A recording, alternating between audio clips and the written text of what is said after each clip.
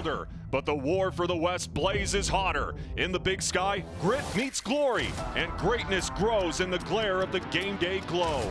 The games we remember are played in November, and the path to the Big Sky title runs through Montana State, UC Davis, and Montana. Three powerhouses pounding toward pride. This afternoon in Bozeman, the Bobcats battle the Wildcats, chasing their shot at the summit. Because true champions aren't born in comfort, they're created in chaos, crafted under the crushing heat of the spotlight. Scripps Saturday Showdown is next.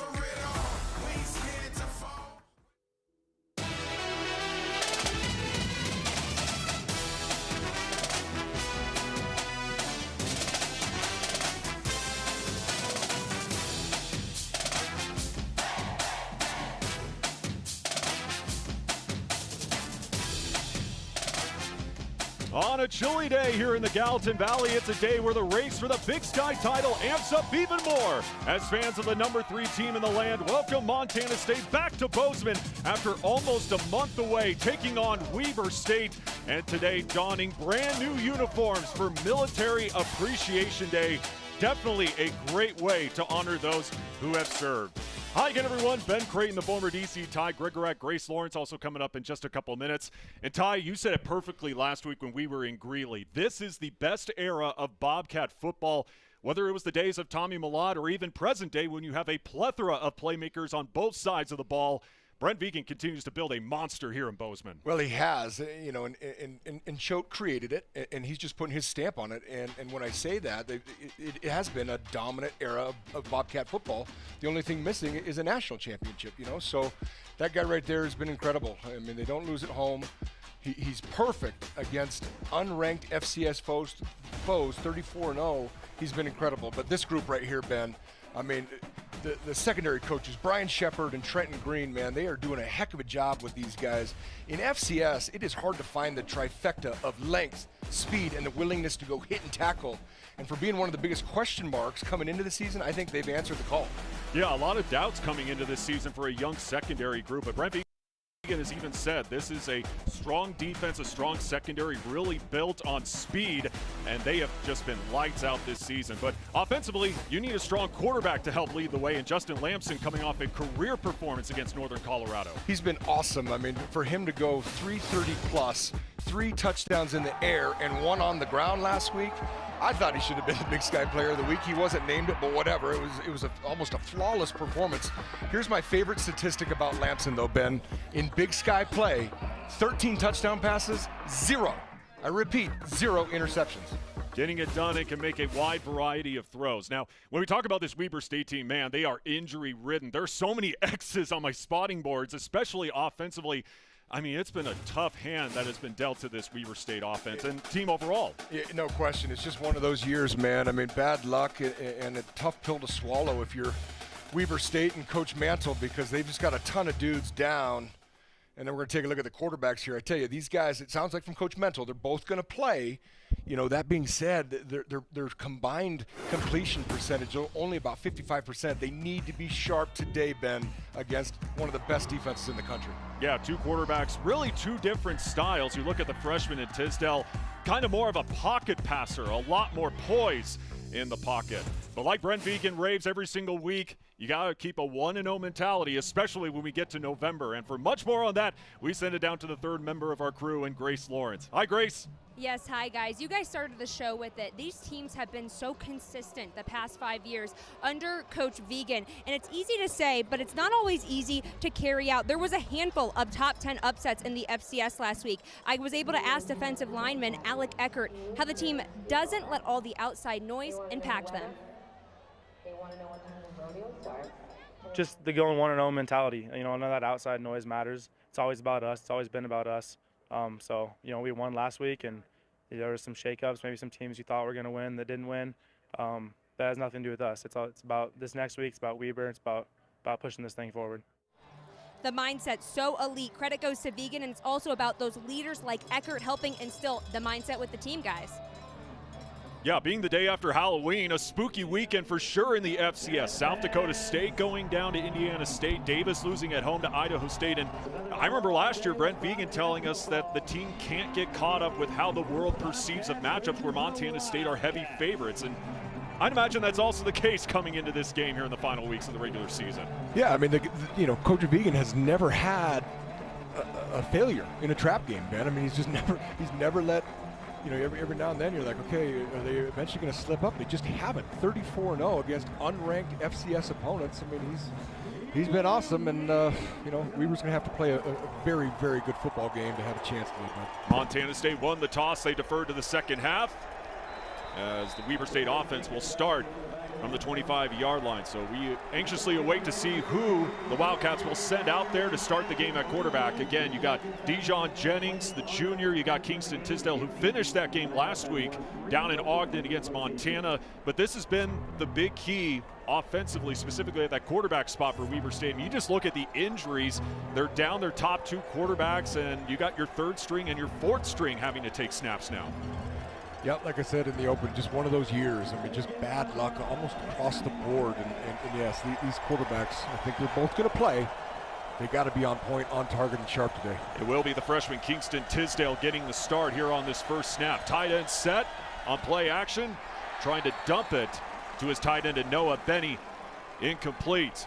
As Ty, we take a look at our impact players to watch, sponsored by the Jewelry Design Center for Weber State.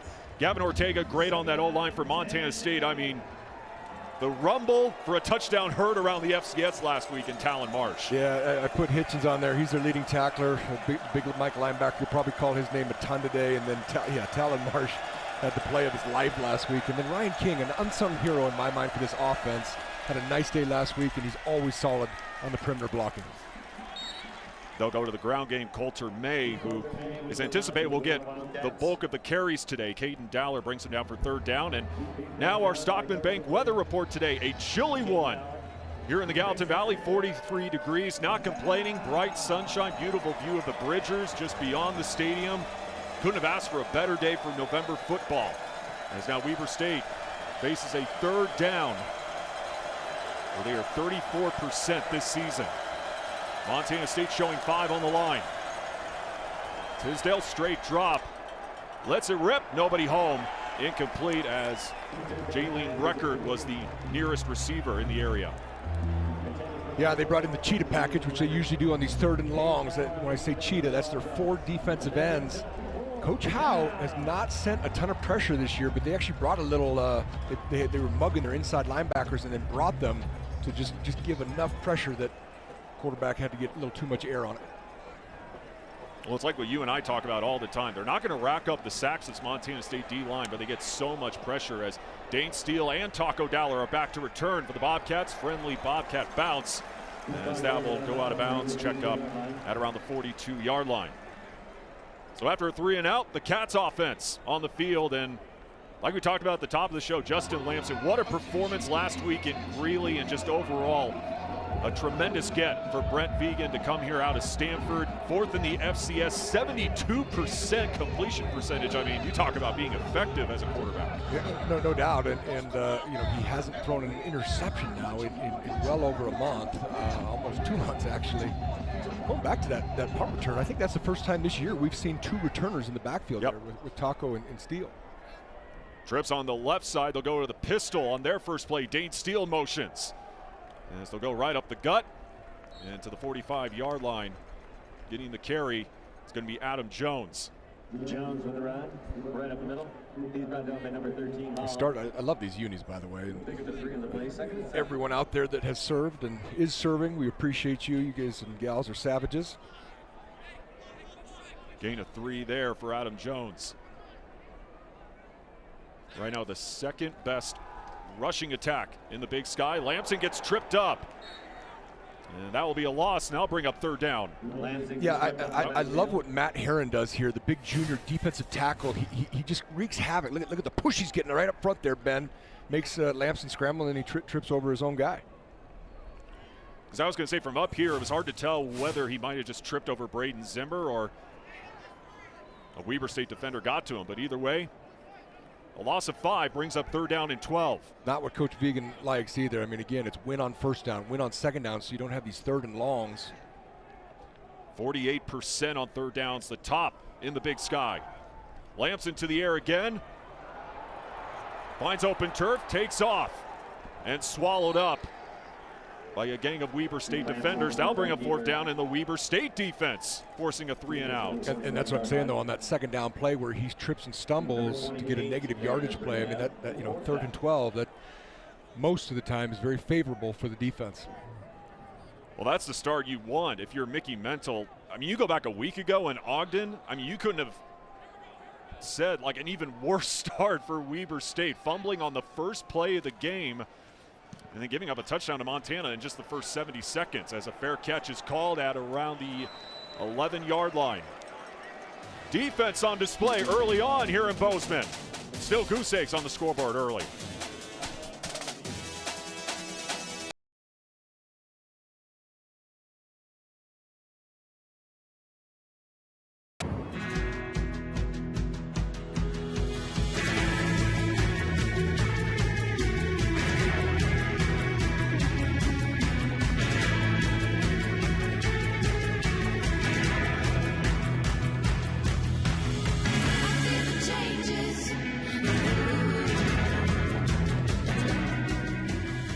Bozeman is where mountains move you. Welcome to Bozeman's Choice, the Club Tavern and Grill. Come and enjoy your club favorites for breakfast, lunch, and dinner, along with daily specials. Bring your friends and enjoy the delicious prime rib dinner, now available 7 days a week. We're always serving your favorite specialty cocktails from our full-service bar and casino, open 365 days a year, and we've always got the game on. Come on by, have some fun. We'll see you at the club. Hi, I'm looking for a container for my Gold Rush chili for this weekend's tailgate. Customer needs us up front.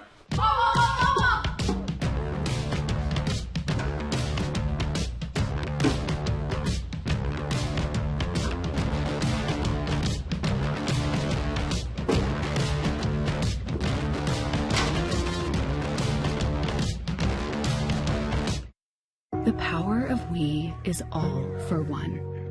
It's all for you. It's always there for you. It completes your circle. It says you've got a team even when you're out there alone. And with Intermountain Health in your circle, you'll always have the care you need to live the healthiest life possible. That's the power of we. Intermountain Health.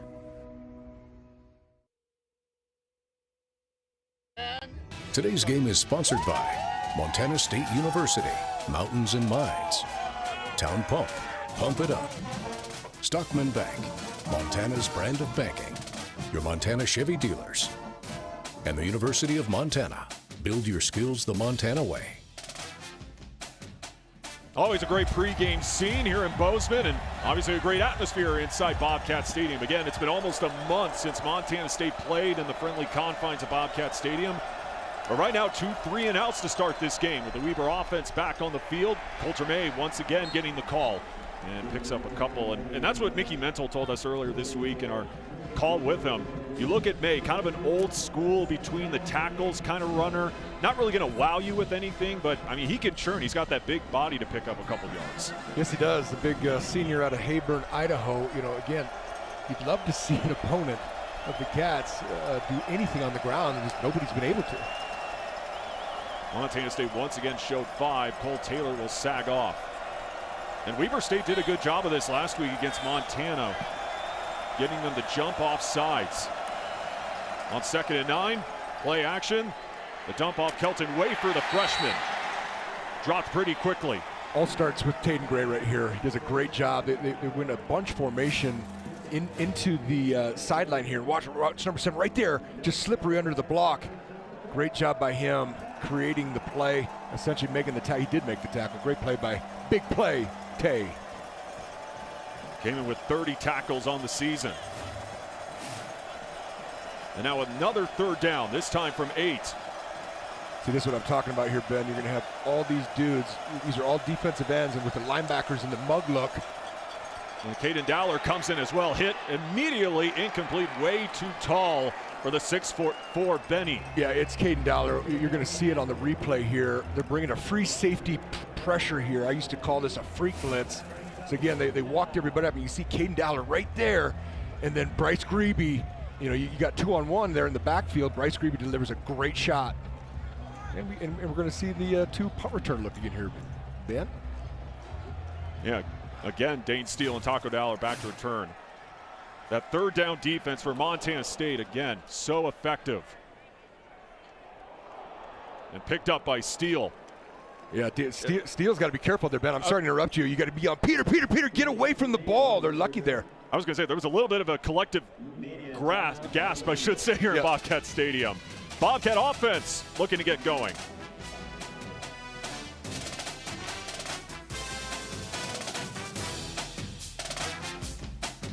As a local credit union dedicated to people over profits, UCCU has been helping people improve their financial lives for almost 70 years. And we want you to know that no matter what financial challenges you're facing, you can always count on UCCU to help you thrive in any economic climate. Simply put, UCCU isn't just a financial institution, we're a team. And we'll help you get a touchdown every time. Really? Sorry, I meant a home run. Ouch. Which one are you?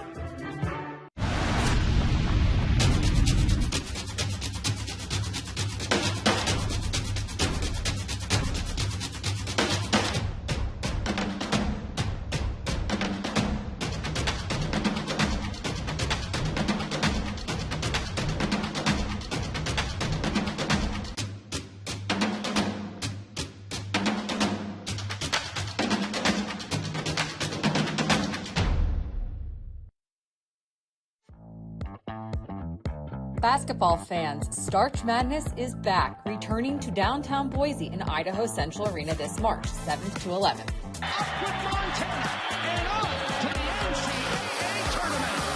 Experience Boise's vibrant downtown with walkable restaurants, hotels, and championship basketball. Make your travel plans today at visitboise.com or by scanning this QR code. March starts in Boise. As the sun rises over the Rocky Mountains on a new era, we stand on a foundation etched in stone. Built on the backs of legends, All-Americans, and national champions, we've made our mark not only in the West, but across the nation and the globe. Through perseverance and commitment to a world-class student-athlete experience, we've set ourselves apart from our peers as an untraveled road lies ahead. We are the Big Sky Conference, where experience is elevated. Welcome back in. It's a scoreless game so far in Bozeman. It's also the military appreciation game for Montana State. I mean, look at these jerseys. They're actually going to auction them off after the game. All the money's going to go to Big Sky Bravery, which is a nonprofit they partner with that serves active duty military. Coach Brent Vigen stressed it's important more than anything to shine the spotlight on this organization because of the great work they do in this community, guys. On the slant, incomplete, trying to complete it to Taco Dowler. And yeah, such a great foundation, great organization that Brent Vigen and this Montana State program have been affiliated with the last couple of years. You and I, anytime that we can hype our veterans and those who serve, we take every single opportunity to do that. Absolutely, and the program she's talking about, Big Sky Bravery, Josh and company, they all do such a great job for not just vets, but active military guys, first responders. It's incredible. Julius Davis gets tripped up. With Montana State going to 12 personnel, and they'll be about 3 yards short of the line to gain to bring up third down. Yeah, both backs have been very productive this year. I mean, kind of a quiet year in terms of what Montana State fans have been used to running the football. They just kind of take turns each week, Ben, and both play a ton. Well, it just shows how complimentary this offense has become here in 2025. Taco Dowler on the sweep. Trying to turn the corner, gets the edge, and gets escorted out of bounds as he picks up a first down for Montana State, our first down of the afternoon. Fans, make sure to show off your team spirits. Send us your best Superfan photos, and you can see yourself on the big screen today. Here's how you join in. Just scan the QR code on your screen and upload your favorite fan shots. We'll pick some of them coming up later on in the game. Good luck, and let's see those amazing fan moments. Whether you're here in Bozeman or in the state of Montana, or watching down in Ogden in the state of Utah. New set of downs. Play fake on the dump to Adam Jones. Able to stay on his feet. And picks up another first down for Montana State. And you're going to see, the tight ends. I mean, this group up top here now, they've been great too. I was talking about the DBs, really answering the call in terms of a kind of a question mark this year. I love the way the tight ends are doing things, both blocking and catching. Good job by Lamson just getting the dump off there to our guy from Missoula. And we got whistles before the snap. False start. False start. Offense, number 86. It's a 5-yard penalty. Still first down. Hunter Province, the guilty party. Show the tight ends a little love, and then they get a penalty. And that's something, where the first part of the season, Montana State was so sharp in terms of the penalty category. They've kind of been slipping a little bit, and I don't think Coach Vegan is going to allow for much more of that baloney, Ben. They were excellent. Averaged 3 penalties in the first 5 games, 8 in the last 4. Lamson underneath Dane Steele, knifing right through the defenders past the 20. It's a really good job by Steele here, just fighting for that extra yak, Ben, that yards after contact, yards after catch. Good job by him getting it to second and mid. Zioni Hala, the transfer out of Boston College, able to bring him down. And Montana State now in the AVA red zone, second in the Big Sky, 92%. To the ground game once again. Not much there for Adam Jones. Keonis Thompson, the D end, wraps him up. And you talk about fast starts for Montana State. I mean, that's effective. 65-34 in the first quarter. Yeah, it's a heck of a way to start. There's no question about it.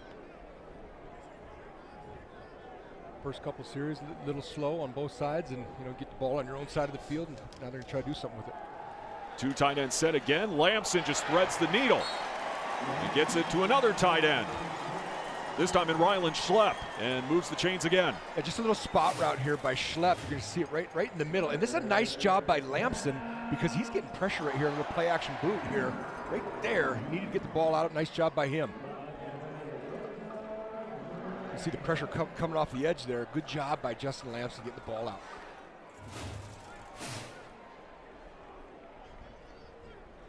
Three for 4 so far through the air for Justin Lamson. Trips on the far side again for Montana State.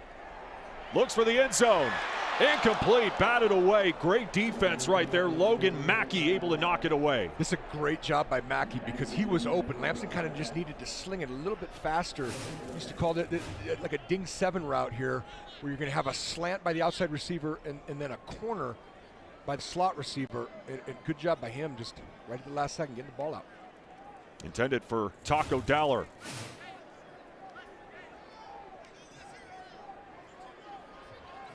The sophomore cornerback out of Houston.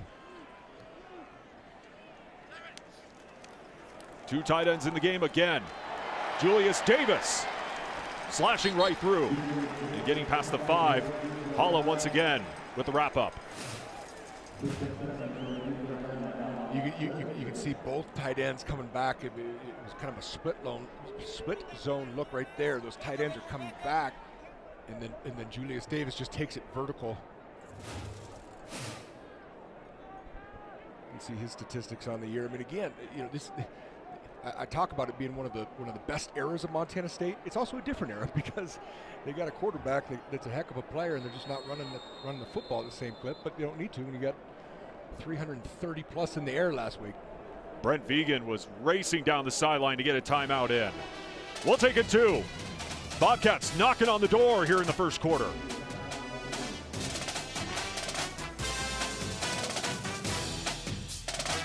For 48 straight years, Ford F-Series have been the best-selling trucks in America. We got here by engineering breakthrough technology, redefining built Ford tough, and never settling for second best. But what's really made Ford F-Series the #1 selling trucks in America is you. Ford F-Series. Built Ford tough. The values that built this state are the same that forged Montana State University in 1893 and molded our agricultural landscape. At Montana Farm Bureau, we stand for those same ideals of grit, hard work, determination, and individual freedom. Montana Farm Bureau is the trusted grassroots voice, shaping policy to safeguard Montana agriculture and cultivating a prosperous network that invigorates rural communities. Your Farm Bureau membership is an investment in keeping Montana, Montana. Join us today at mfbf.org and go Bobcats! This is our home, where the skies are big and the roots run deep, where the cattle come first and the land is our livelihood. It's a new calf and an old horse, dirt roads and clean living. Now, like it's always been, Western Ranch Supply, serving the big country.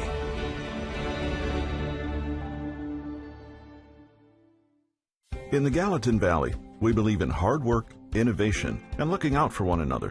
This valley is built on people who show up for their families, neighbors, and community. At Rocky Mountain Credit Union, we're more than a financial institution. We're your partner. Whether you're buying your first home, building a business, or saving for what's next, we're here for the journey. Rocky Mountain Credit Union, your partner, your future, your credit union. We are RMCU.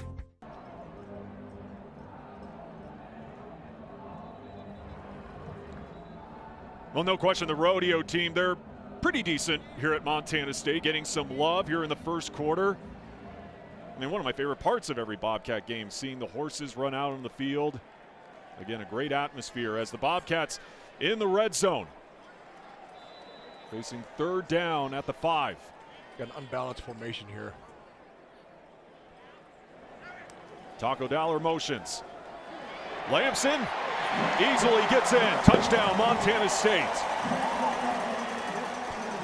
I love the play call here. You got an unbalanced formation, big formation. You're thinking maybe split zone, going back to all those dudes over there. They send taco motion and fly. Justin Lamson reads it perfectly. Touchdown, Cats. Rushing TD number 7 on the year for QB1. Just so versatile in that Cats offense.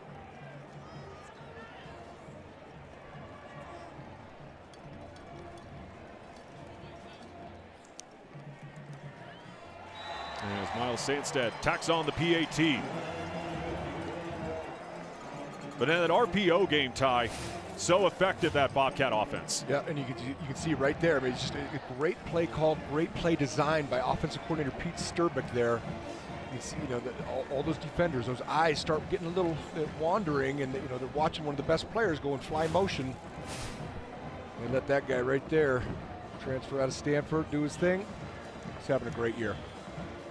Well, you even mentioned earlier just how complimentary this offense has become. Adam Jones said earlier this week on their Bobcat Insider TV show, I have no idea how a defense prepares for this offense. You don't know what guy offensively is going to fire off 300 yards through the air or chew up 150 yards on the ground. It's hard to game plan against, and he's 100% correct there. No doubt, and they're getting such production out of their 3 main personnels, 11, 1 back, 1 tight end, 12. We're seeing a lot of their 2 tight end, and a lot more 10 personnel than we've seen out of the Cats in a long time. And all those personnels are producing.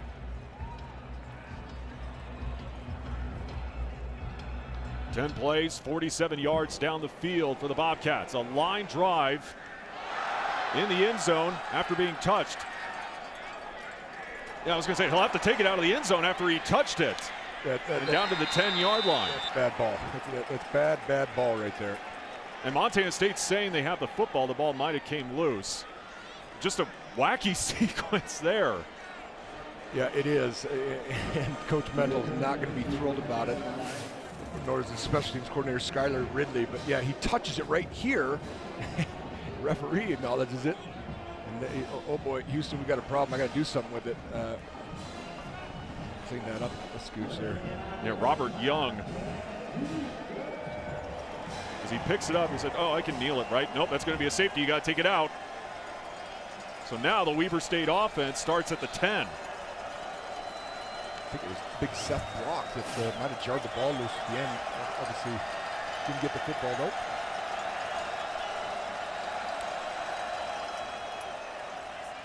Handoff. Not much going there as we send it back down to Grace Lawrence. Yes, Ben, the Montana State defensive line has got a nickname. They call themselves the Cold Front. I asked Alec Eckert about it. He said it's a double entendre. It's about the weather in this great state and cold being a word that's used to describe the word tough.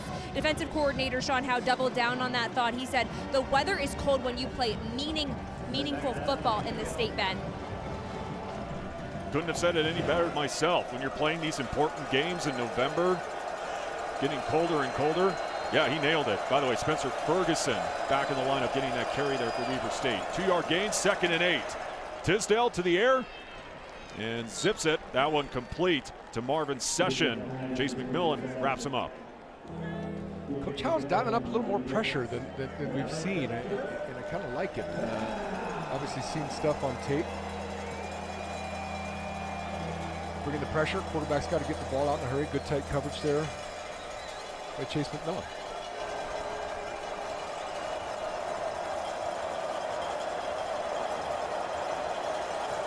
For 2 on 3rd downs. Tight end motions, play fake on the slant, and that one hauled in. Marvin Session once again with a catch. And Weber State moving the chains for the first time today. Yeah, coverage was just a little loose on this one because that was a nice throw and catch. Let's see, right there. I mean, easy peasy on 3rd and short.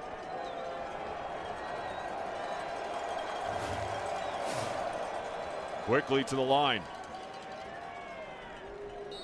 In a pile, able to move a couple yards. And now word from the Jewelry Design Center. More choices. We are Jewelry Design Center, and we want to be your jeweler for life. Come see us in Missoula, on Brooks, across from the Montana Club.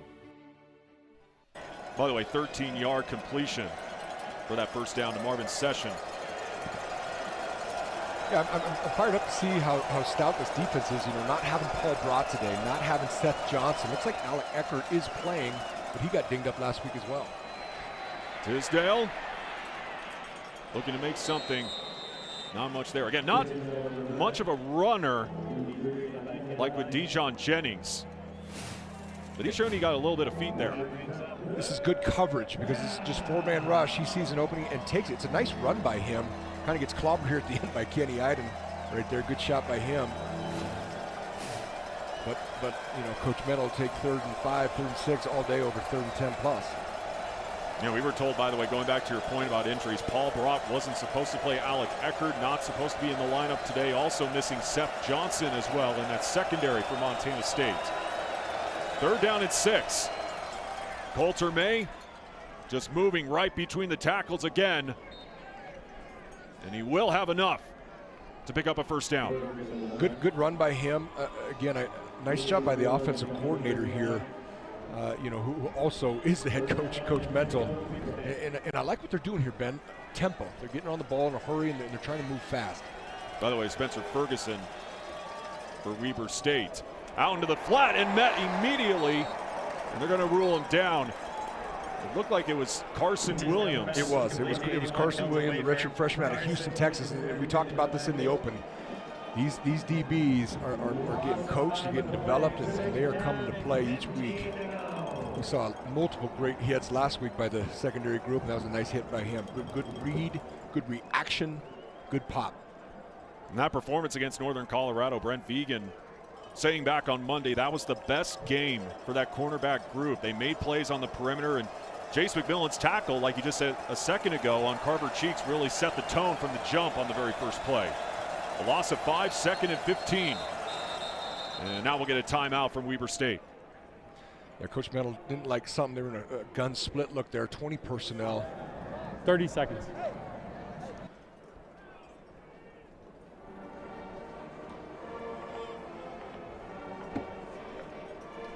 And again, the games in November are the ones they remember, Ty. 2 weeks from today, over the divide for the Brawl of the Wild.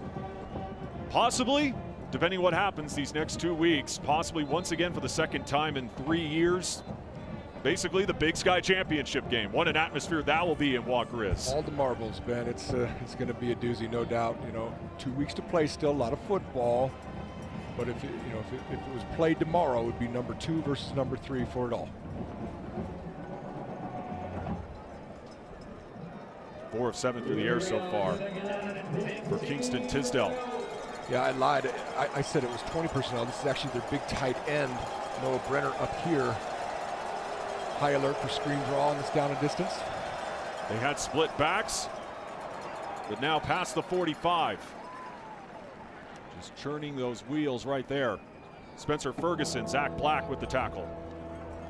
Yep, we're going to see. I mean, they've been rotating these guys all year, which is great. You have a big senior defensive captain like Paul Brott, one of your bell cows, go down. But shoot, the guys behind Eckert and Brott, they've been playing a ton. They're seasoned veterans by now.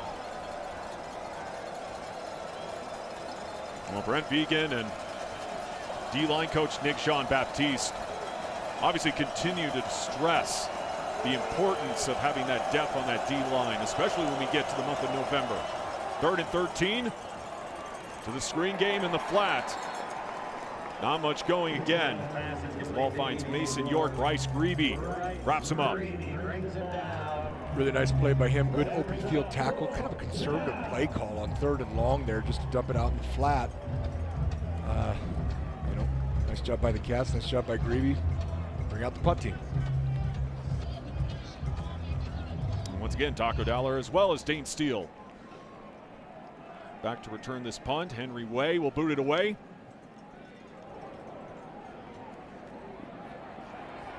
Dane Steele bouncing to the outside. Gets a block, cuts upfield, past the 45 and near midfield. We talk so much about Taco Dowler being good in the return game. Dane Steele with some fireworks on that return. Great return by Steele there, and just a fantastic play by number 80 for Weber State. A good hustle play, Mason York, here at the very end, but nice play. I'd call them respect. I love these jerseys, by the way. You got different adjectives. Loving up our military. Respect. Love it. A 31-yard return there, and we, of course, welcome our viewers watching in Salt Lake City on Utah 16. Thanks for joining us, and our apologies for the technical error earlier in the broadcast. As right now, Montana State leading 7-0 as we wind down this first quarter. Lamson, the handoff. Julius Davis. Look at that dude go! No one will catch him. Julius Davis all the way for 6. Whammy! Wow! You talk about opening up a game, Ben. That was a great job by his offensive line, getting it blocked up. Great vision by Julius Davis. Inside zone to the house. 52 yards.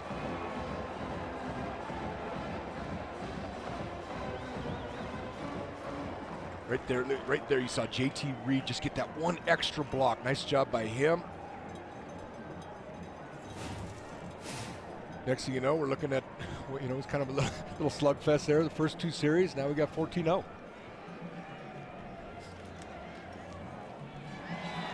Now a 14-0 lead for number 3 Montana State on Julius Davis's 5th TD on the ground this season. You can see right there at the end, just enough. Defensive back lost vision of him. Nobody can catch him. Again, just inside zone. Watch those guys. Just again, I say it every chance I get, Ben. Mass kicks ass, and they were doing that on that play. 7 yards per carry this season for Julius Davis, and having a great 2025. And you could just see the intensity from Julius Davis, and you can kind of understand why. Wasn't 100% last season, now healthy, looking like the all Big Sky back we saw back in 2023 after feeling like it was an incomplete 2024. Bozeman was where he said he found his love of football again, and he definitely loves tearing up the turf for the Bobcat faithful, like you saw that on that 52-yard run. Yep, good shot of him on all 3 running backs actually are sitting together, having a good time after a big explosive run. Young and triple back to receive the Wildcats.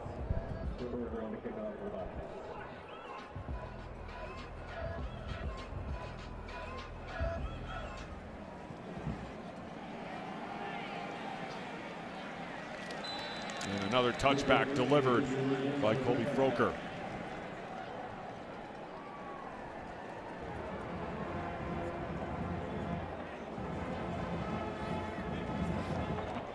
And you just look at this schedule for Weber State. I mean, a tough one to wrap up the year. Last week at home against Montana, they're here in Bozeman. They then go to Pocatello to take on Idaho State, and they're back home against NAU. First time ever that they face two top 3 FCS opponents. Last week coming into this week. Yeah, not a lot of fun. And both those two opponents at the end, and you and I know, because we've already watched ISU and NAU play, they both can be dangerous. Lots of talent on both sides. Yeah, that Idaho State win last week on the road at Davis. Tisdale stays on his feet, follows a block. Goes down at the 32-yard line, as that most likely will be the final play of quarter number 1.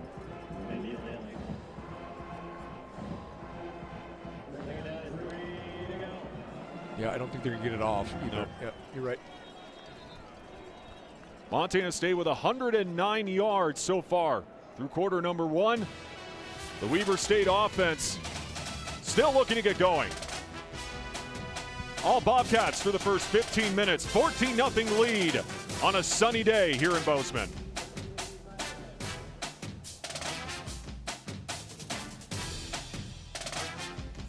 Today's game is sponsored by Town Pump.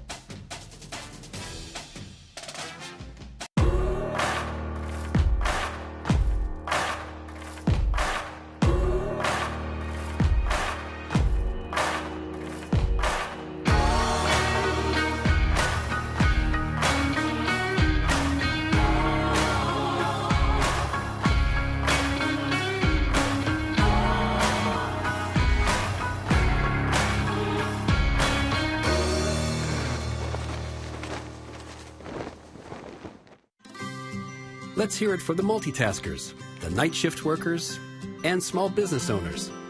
Let's hear it for all the ways that you show up for the people who count on you. That's your greatness in action. And here at Rocky Mountain Power, it's the inspiration for everything we do.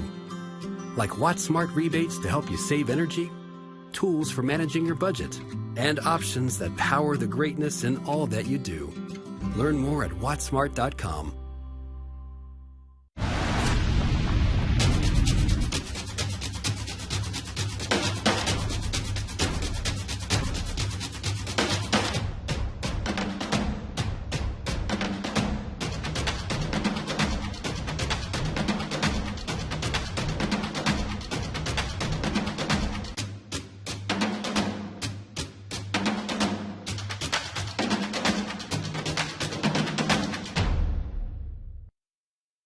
In the heart of Montana's untamed wilderness, a legend is brewing.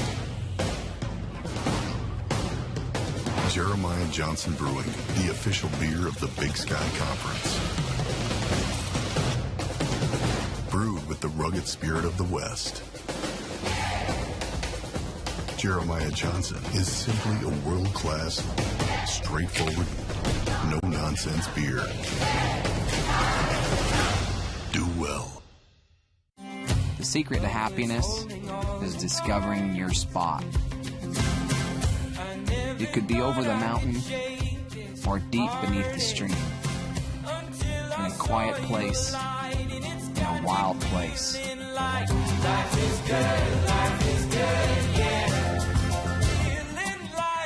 The question is, where does your spot take you? Pocatello. Life is good here. We never set out to be the largest casino resort in the Pacific Northwest. We just wanted to be the best. But we forgot that being the best means more guests wanting more action, more jackpots, more big-name entertainment, more pedicures. Well, more everything. Until one day, you look up and realize, we need a new hotel tower. The new River Tower, to be exact. Northern Quest in Spokane, Washington. Now the largest. And yes, still the best. Today's game is sponsored by Montana State University, Mountains and Mines, Town Pump, Pump It Up, Stockman Bank, Montana's brand of banking, your Montana Chevy dealers, and the University of Montana, Build your skills the Montana way. Talk about a climb. Definitely has to be grueling and treacherous. But a great time of the year. Love seeing the snow return. Start of the second quarter, busting right through the hole. Still on his feet, Coulter May rumbling and got poked out from behind. Ball's on the turf, covered by Montana State. Well, that was a crazy play. You know, I thought they brought like a middle pop and inside pressure by the linebackers, and so they looked like they were, out of gap right here, right there. Bryce Creeby's got to make that tackle. Really nice run, but again, ball security's job security, Ben. CPR, club punch rip by Caden Dowler. Neil Daly, I believe, with the recovery. It was Neil Daly. It's good to see him healthy again. You know, they got a nice rotation going on at linebacker. Great hustle play by him. And, you know, again, Coach Mentveld, we saw it last week. You put the ball on the ground, you can come take a seat on the bench. Yeah, on just the first play of the game, Zach Herbachick fumbled the ball, allowed Montana to score very quickly, didn't see the field the rest of the game. 1st and 10. Back to Julius Davis, finding a window with a stiff arm and pushed out of bounds. About a yard shy of the first down marker. Another strong run by number 32. Yeah, free safety BJ Carey there, big junior out of Downey, California. It's the one thing I never understand. You know, offensive players can put their hands and stiff arm in a defensive player's face mask. Nice run by the Juice. Still remain in the ballgame right now. Justin Lamson going under center. Julius Davis right now averaging under 19 yards per carry. They'll go to the air this time. Lamson lets it rip on the far side. That one complete and met immediately. Ryan King moves the sticks for a first down, coming off a solid performance against Northern Colorado. Yeah, this is a long throw by Lamson for a couple few yard gain here. Just a little play action off the run fake here. You can see his first initial look wasn't there. Nice protection by the Cat O-line.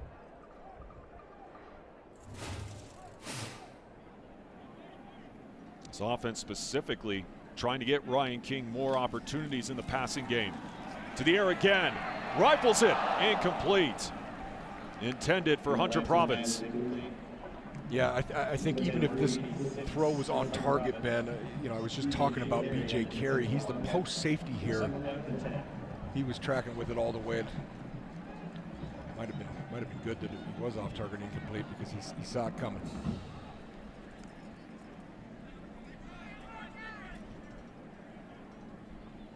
They'll go split backs on 2nd and 10. Julius Davis will flank out.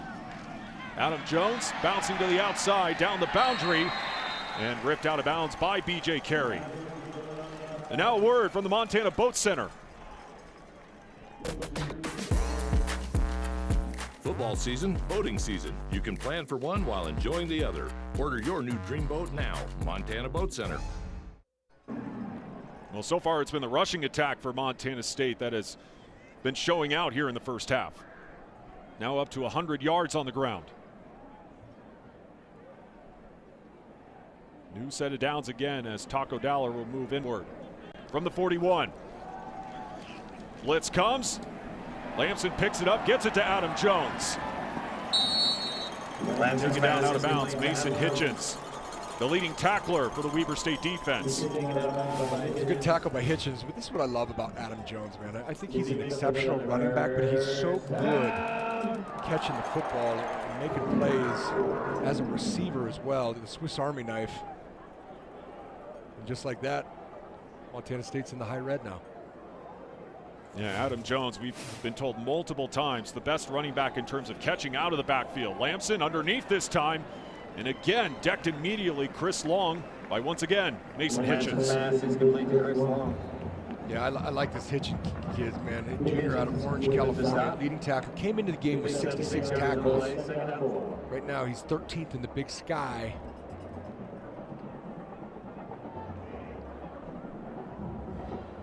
Sets the tone, the emotional leader for that Weber State defense, according to DC Joe Dale. And we chatted with him earlier this week. 2nd and 5.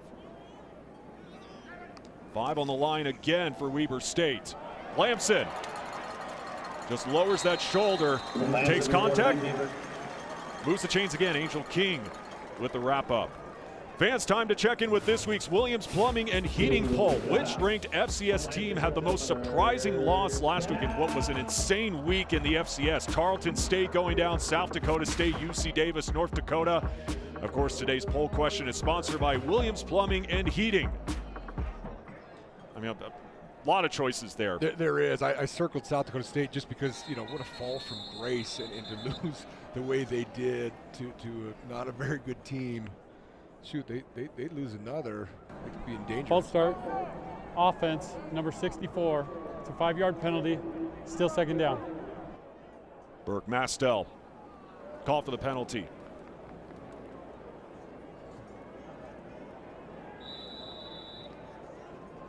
But it also just shows, when talking about the Jackrabbits, just how valuable Chase Mason is. Of course, didn't play once again last week in that loss. No, it's a great call by you. He is an exceptional player, and they're just not the same outfit without him. Taco Dollar will leave the backfield. Empty set for Lamson. Up the gut, takes off again. Lamson gets upended. And another big run by QB1. Yeah, I mean, again, you know, you can see his vision here. It's not there, and you know, Lamson is just not good on his feet anymore. And again, this is a nice shot at the end here.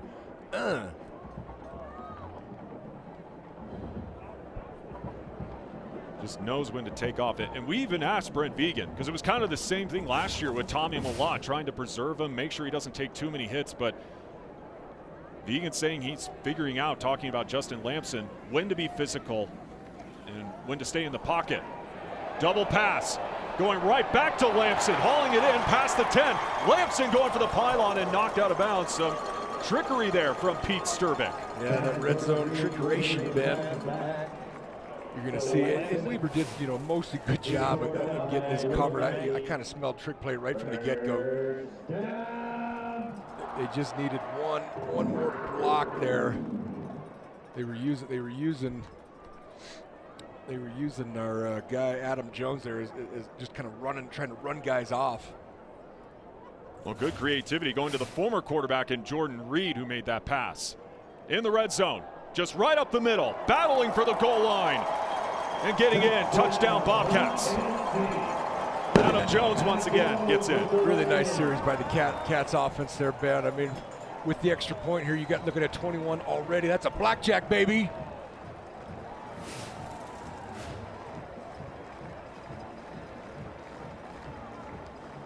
Good tough physical run there by Adam Jones. You're starting to see both tailbacks now in Adam Jones and Julius Davis start to make their presence known.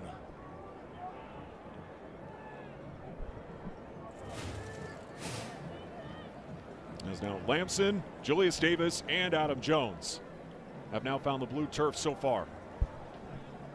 For Adam Jones, number 9 on the ground.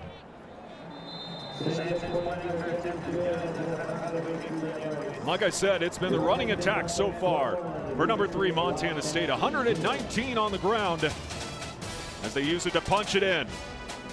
Adam Jones for 6. 3 touchdown lead for Montana State. Today's game is sponsored by Stockman Bank.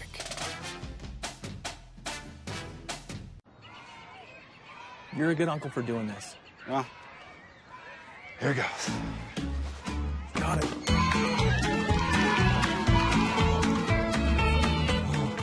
Keep dancing! Get out! You do enough things you don't want to do. Make sure your career isn't one of them with the help of PAX. Discover your healthcare career. Apply at PAX.com. It's in the thrill of starting strong, making gains. It's the real connections in between.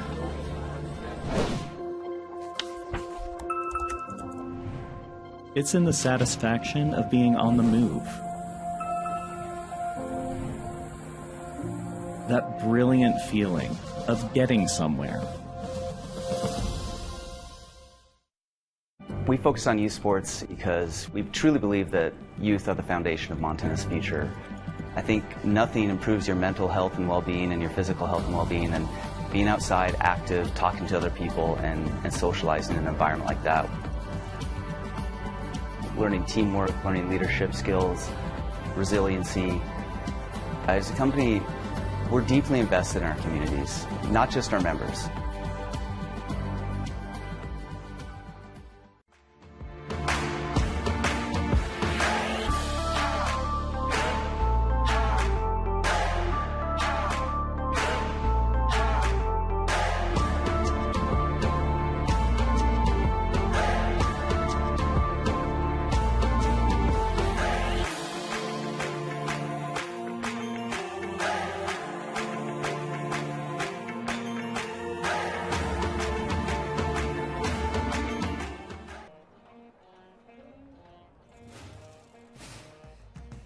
Time to take a look at our MMA Fan Zone. Once again, a lot of great submissions, and we again want to thank all of you for sending in your photos every single week. Hey, we made it this week.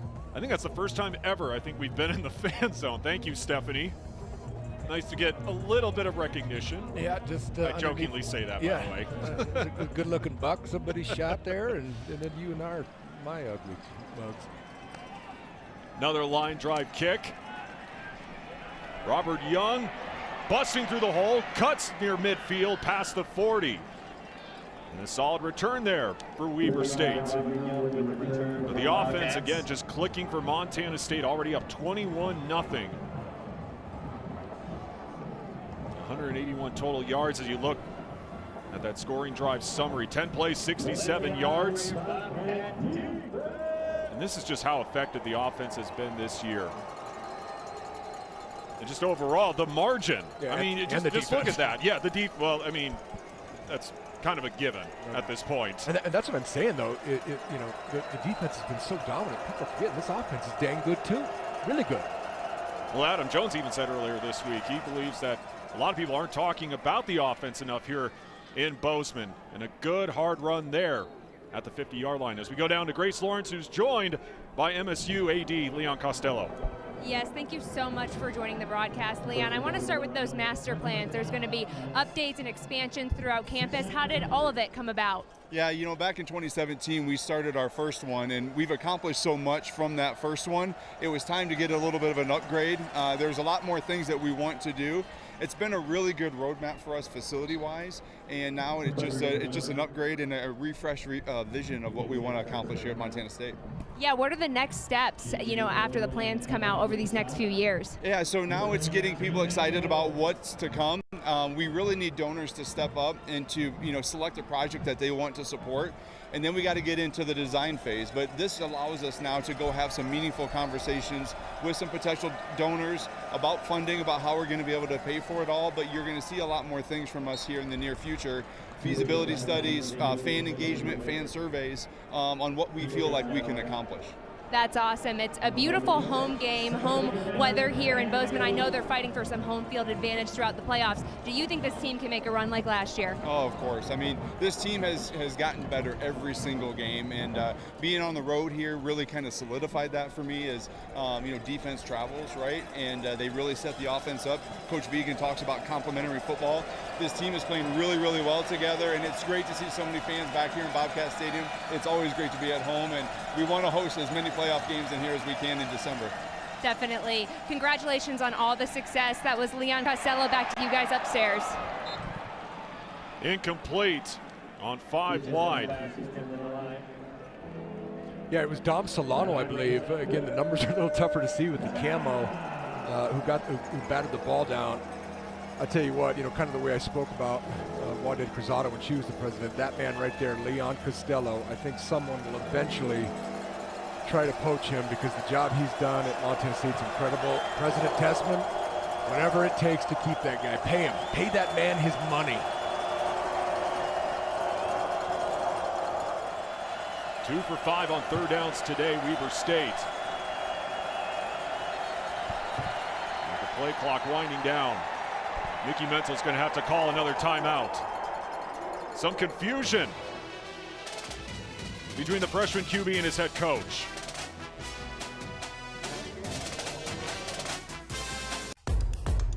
What you put in determines what you get out. This is true for sports. You've got to be willing to do the hard work. There are no shortcuts. That also holds true for how you fuel your body. At Jam Bar, we take pride in only putting the cleanest whole foods in our organic energy bars. No fad diets, no false promises. Just healthy ingredients to power your performance. Jam Bar, the official energy bar at the Big Sky Conference.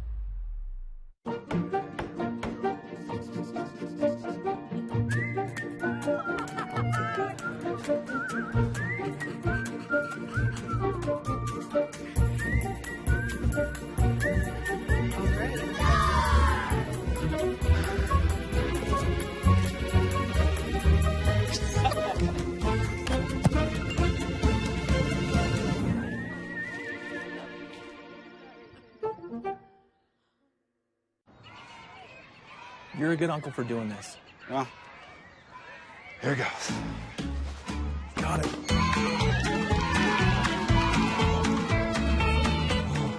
Keep dancing! Get out! You do enough things you don't want to do. Make sure your career isn't one of them with the help of PACS. Discover your healthcare career. Apply at PACS.com. As a local credit union dedicated to people over profits, UCCU has been helping people improve their financial lives for almost 70 years. And we want you to know that no matter what financial challenges you're facing, you can always count on UCCU to help you thrive in any economic climate. Simply put, UCCU isn't just a financial institution, we're a team. And we'll help you get a touchdown every time. Really? Sorry, I meant a home run. Ouch. Which one are you?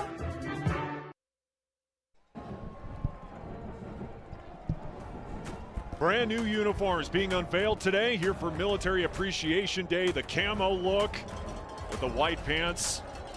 Absolutely solid. Really great look. And you want to talk about blue. That's the Lost Blue Man group member. He looks like the chick off the original Willy Wonka. Looked like Paul Giamatti from Big Fat Liar. I don't know if you've ever seen that movie. That's a childhood flashback for me. On 3rd and 10, Tisdale rifles it, intercepted right into coverage. Caden Dowler looking for blockers. Past the 50, he's got open turf, cutting back inside, mazes his way through. And Caden Dowler with the pick, dealing with so many injuries over the years, a big-time play there to get into Bobcat territory. Watch the post safety here. Great eyes by Dowler. He just reads it all the way. Not a great throw ball. But that is post safety play right there at its finest. And then he takes it back. Great run. You can see his homies leading the charge, trying to block for him. They just needed one more block. Great play by Caden Dowler, man. The Dowler boys, they will be remembered for a long time in this part of the world. And it was Noah Benny taking him down. Of course he gets the hat. Cowboy hat. Bobcats rolling here in the second.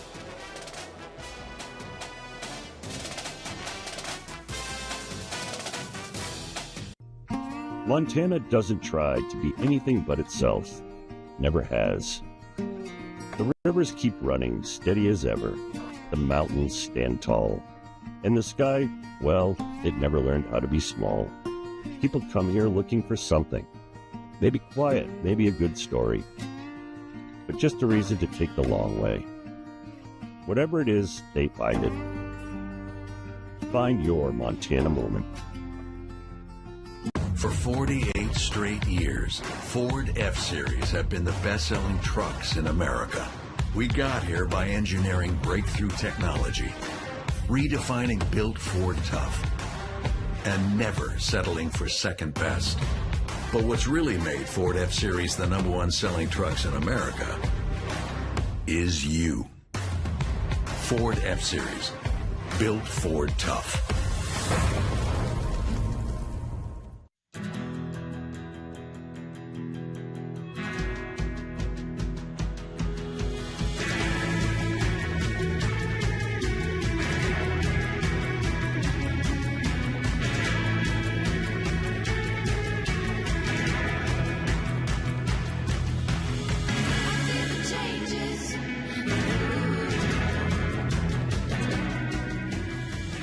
Bozeman is where mountains move you.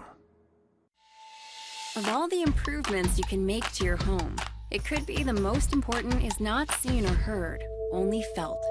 The ultra-quiet, energy-efficient Carrier Infinity Home Comfort System provides premium comfort with a whole home air purifier that gives you confidence you're breathing healthier air. Let your local Carrier heating and air conditioning dealer help you improve your home comfort. Go to CarrierNorthwest.com to find the Carrier dealer nearest you. The first INT of the season for Caden Dowler, and like I mentioned before, a career that hasn't really gone his way with the injuries that he's dealt with over the seasons, and a really good story that defensive coordinator Sean House shared with us earlier this week. He said, you know, sometimes when you're hurt, you don't feel like you can help out. And talking about Caden Dowler, he was out there coaching guys, and now the players embrace him, kind of like a Rylan Ort, as that one is incomplete, trying to go to Dane Steele. But it just shows the leadership. Yeah, he's had a lot of adversity, no question, and Sean Howe's exactly right. I mean, some guys fold with that much adversity, and some just make them stronger. He's having a great year. Came into the game as the leading tackler. You know, not this defense, for as outstanding as they are, they don't have a ton of, we'll call them superstars, and not a lot of crazy stats, but they're just dang good and solid. Taco Dowler met by a pair of Weber State defenders. They'll bring up third down. You know, that first down play, they went a little bunch route and just kind of off-target throw by Lamson because he had an open receiver there in Steele. Just a little high. After a slow start on third downs, Montana State now 3 of 4 today as we hit the halfway point of the second quarter. Pressure coming, Lamson picks it up underneath Chris Long, shakes away from a tackle, hurdles a man, and inside the 5. And Chris Long showing how athletic he really is, being a former defensive player from Rutgers. Yeah, exactly. You know, he's a long way from home, grew up in Willingboro, New Jersey, and he kind of took a page out of Julius Davis's book here, Ben, with a little bit of hurdle. Get a couple extra yards out of the deal and get your offensive unit down to first and goal. Now at the 4. And the Bobcats looking to punch it in again. This is what I'm talking about. This is an unbalanced formation here, so that inline tight end is ineligible. Making the squeeze, and in the end zone, the tight end group getting it done again. Bozeman's own Rocky Lencioni finds the blue turf again. The Italian Stallion. I mean, my goodness, has he come on strong in the last month of football, Ben? Bozeman high grad. This young tight end group, man, they're all returning for multiple years. And Coach Pete Skierbeck just keeps looking for ways to find the tight ends and keep getting them the rock as they should, because my goodness, they just keep scoring. His 5th touchdown of the season for Rocky Lencioni.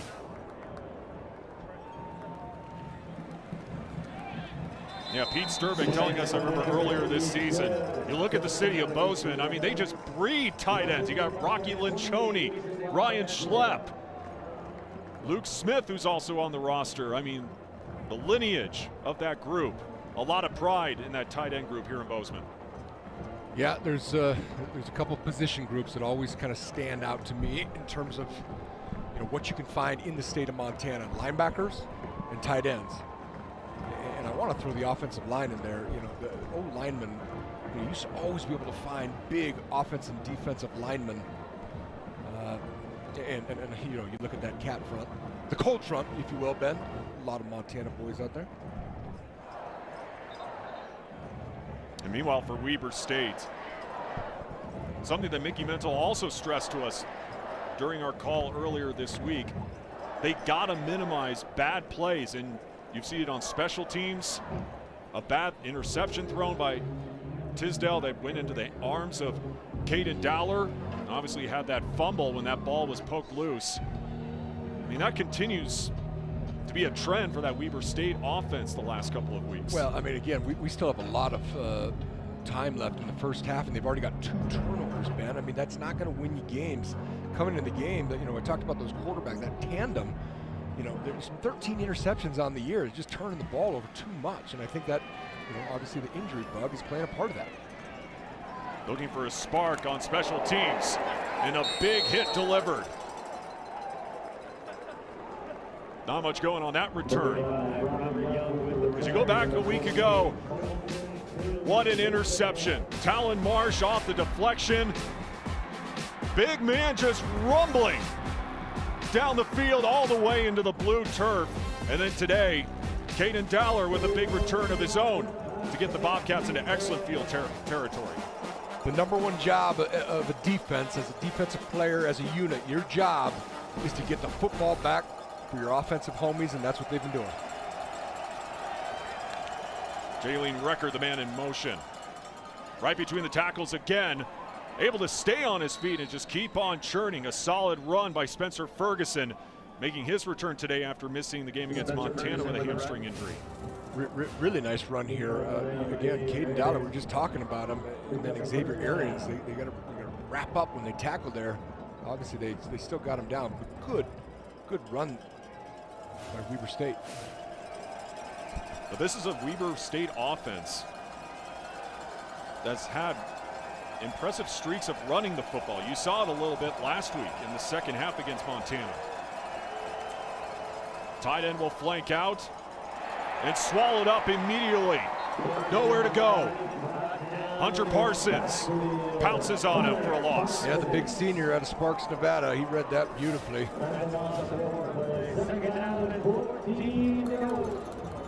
Big tackle for loss here, 2nd and long. Nice play by Hunter Parsons. It's a loss of 3. And that's how dominant this Montana State defense has been this season. Obviously taking out that loss against Oregon, especially that big fat goose egg in the 3rd quarter. 2nd and 13. As he finds Kelton Wafer. Taken out by Takari Card. And just overall, that defense, excellent. 58 total points. 58 total allowed in the last 7 games. That's remarkable. I mean, like I said in our studio hit, I mean, if they stay the course, they'll go down as one of the greatest defenses, in not just school history, but in the history of the Big Sky. Statistically, suffocating and dominant. I mean, look at that. That's a lot of number ones. But that's what wins you championships, man. And it looks like all roads are going to continue to lead through Fargo. Got to have a stout defense to knock those guys off. Short yard of 1 there will bring up 4th down. Decision time for Coach Mental, and it looks like he's going to bring out the punt team. By the way, Dijon Jennings now in the game at quarterback for Weber State. And Mickey Mental's bunch will be forced to punt it away again.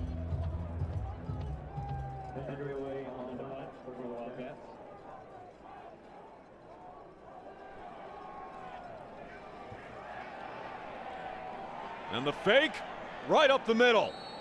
And they will move the sticks.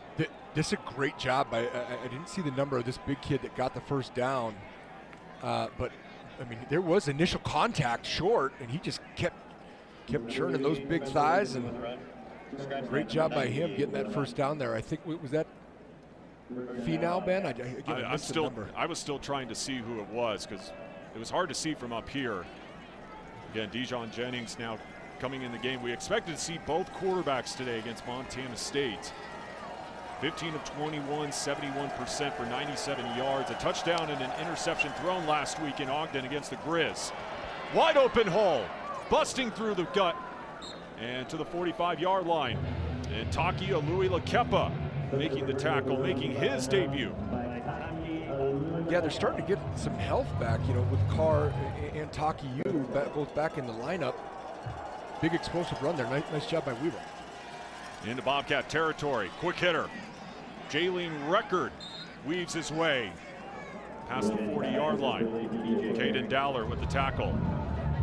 Again, 2 weeks from today, a big showdown coming up at Washington Grizzlies Stadium. Will it be for an outright Big Sky title? Maybe a share of the title? Who knows? Doesn't matter if it's for a title or not. Whenever those two teams face off against one another, it is a heated atmosphere. Of course, you'll be able to catch it right here on Scripps Sports.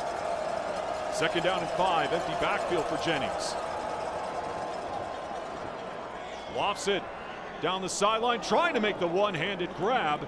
Incomplete as he tried to find Kelton Wafer. Yeah, they went a quad set back to the field here, four men, and just ran a go route. Good tight coverage there by the Cat secondary. And I was just right on cue, man. I was just talking about Dakari Carr getting healthy and back in the lineup. Nice play by him.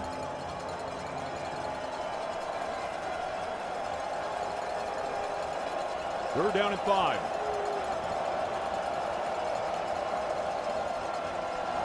Play action. Deep heave again. He's got a man open. Jump ball making the grab. First down, Weber State. Marvin Session, a do-it-all guy, reaching for the sky to haul it in. Yeah, and if this ball isn't underthrown, Ben, it's a touchdown. Nice catch by him, but man, that quarterback's got to air it out. That's a touchdown.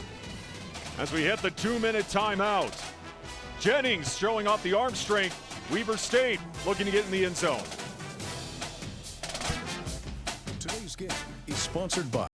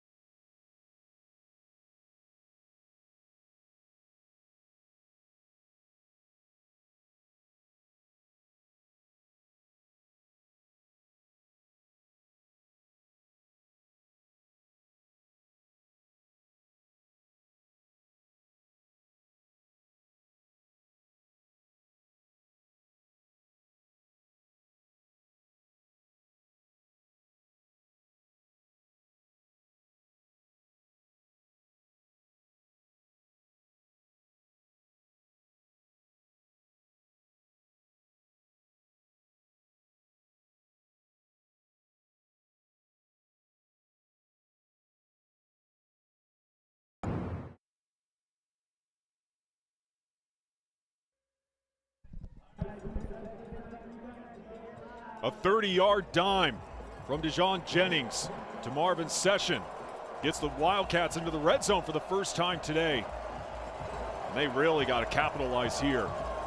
Mickey Mintle really stressing to us that they are pretty good offensively from the 20 to the 20, but the red zone, they got to capitalize and not settle for field goals. First and goal. Dancing, trying to move the pile forward. He does exactly that to the 5-yard line. Yeah, you're right, though. They really have struggled inside the red zone. You get a big explosive play here. With under 2 minutes to play, you've got to try to plug it in if you're Weber State here, just to get some kind of juice, some kind of mojo going into half. Spencer Ferguson with the carry, 5th in the Big Sky this season. Weber State in the AVA red zone.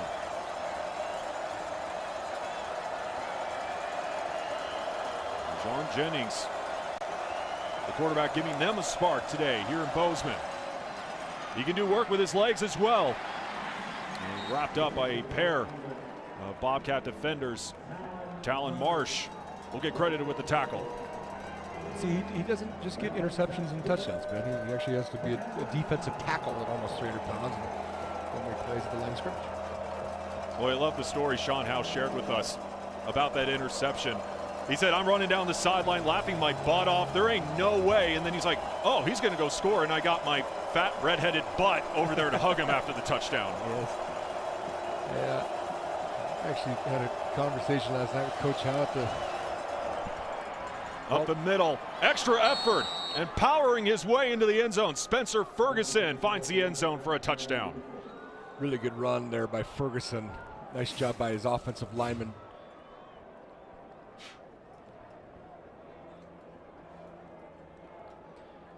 Just not enough there by Caden Dowler. Got to get his pads underneath that and try to get something going back right there. A little high on the tackle. Great, tough, physical run by Ferguson. Second TD of the season for the redshirt freshman. And the extra point is good as the Wildcats get on the board thanks to Spencer Ferguson. And these two teams, they've had a lot of intense showdowns over the years. We go back to 3 years ago. You and I had the call for this one, Ty. It was a top 5 showdown.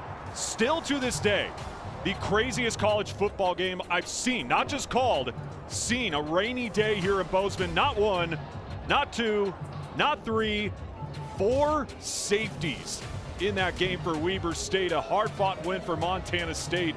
A game that came down to the final possession. Yeah, it was. You're right. It was absolutely nuts. And what people forget is Weber State actually returned a touchdown off like a kick return and blocked a kick. They also had a punt return for a touchdown too. I mean, just special teams. I mean, we talk about a roller coaster. I mean, those 8 points ultimately lost them the game because they fought hard. It was a good game. It was a tough game. I remember, I think it might have been the 3rd or 4th safety. I just threw my spotting boards up in the air. I'm just like, what is going on in Bozeman? Well, it's an NCAA record. It is. It's a record. We witnessed a record, Ben. Yeah, it was nuts. And it was cold. We got to be inside. I felt bad for Ashley Washburn, our silent reporter at the time, who was just drenched on the sideline.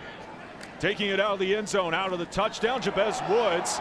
He also gets a couple blocks. Looking for fireworks offensively. Tight ropes it down the sideline. Jabez Woods with a stiff arm and into plus territory. Not just in the wide receiver game, but in the kick return game as well. A couple flashes for Jabez Woods. Huge return by coach, special teams coordinator Marcus Monaco's group here. But my goodness, what a great run. 77-yard return. Well, and just as Weber State, you score before half, and then you give up a huge explosive play to one of the best offenses in the country on the 24-yard line. Again, it goes back to Weber State saying they got to minimize bad plays. Can't do that after getting in the end zone. So they'll start this drive from the 23. A short distance to go for Montana State as we wind down this first half. Lamson tucks and runs again and gets spun down. And Coach Vegan's immediately going to call a timeout. He's going for the jugular here. He wants points, and I don't think he wants only 3.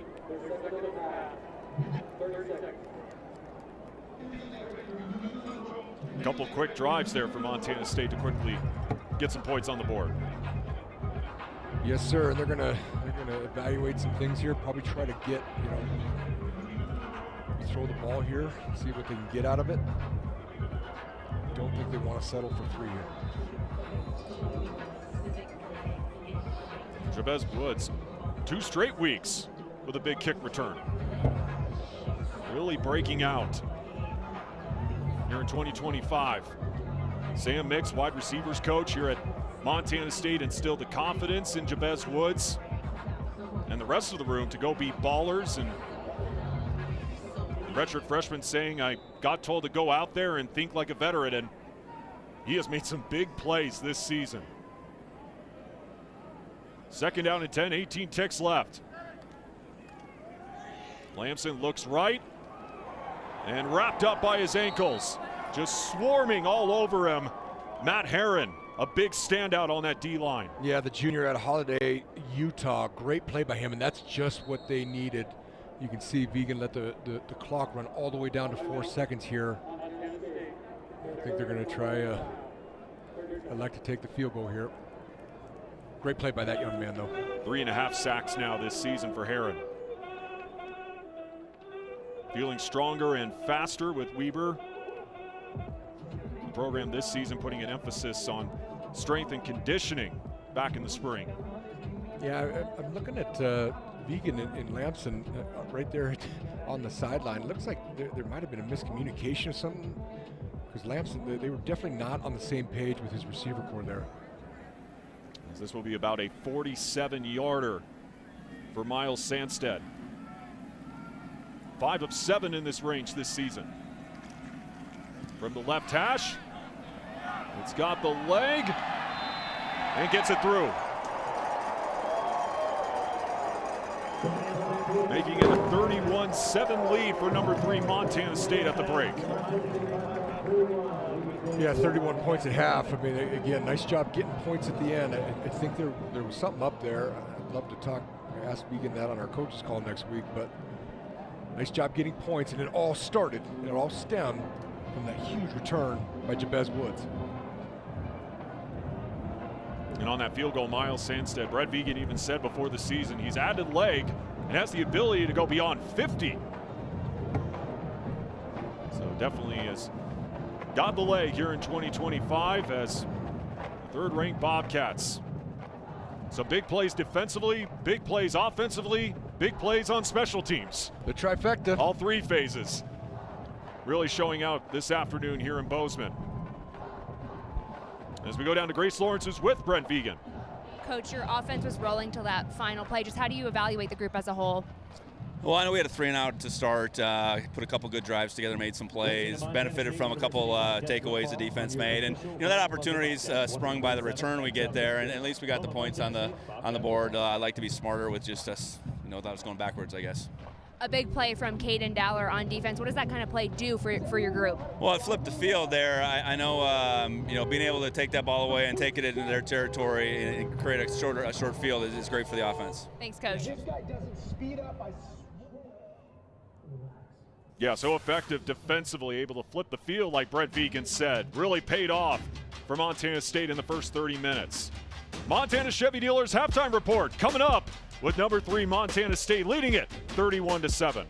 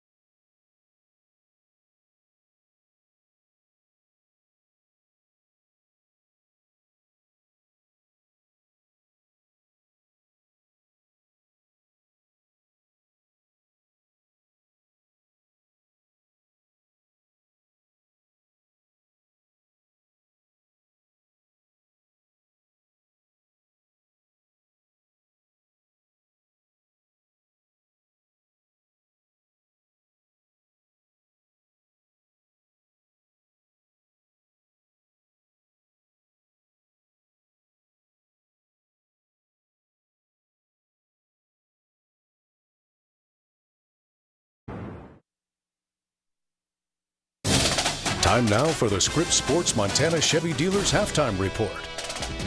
Yes, and welcome into our Saturday Showdown halftime studio. I'm Scott Breen alongside Casey Conlon. Montana State well on the way to an 8th straight win, so it appears. Yes, playing good football. Does. Obviously, Weber gets a score late in the half there, but 28-7 Cats led at 28-0 before Weber got on the board. It looks like they are on their way to rolling. Let's get back to Bozeman and show you how it all happened in the first half.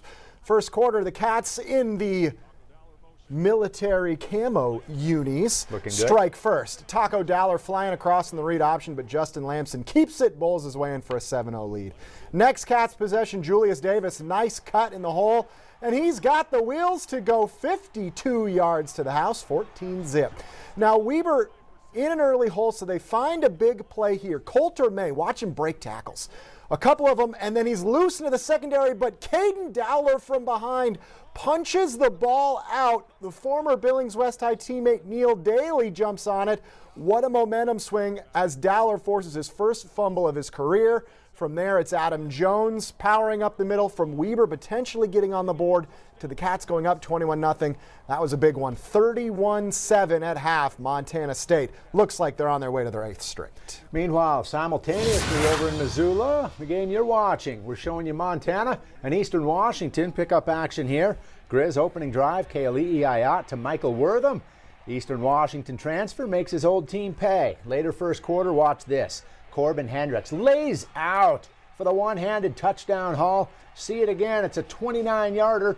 14-0 Montana with a big opening quarter. They would lead 22-0 now in the second when the redshirt freshman quarterback goes to work. Jake Shackle for Eastern Washington lobs it to Kevin Allen on the wheel route. That's Shackle's first career touchdown. And then watch Allen power into the end zone late first half. How did he do it? That trims a 22-0 lead to 22-14 at the half. Montana on top, but not by as much. Stay with us. We'll go around the Big Sky Conference and the FCS scoreboard with a big surprise score coming up right after this.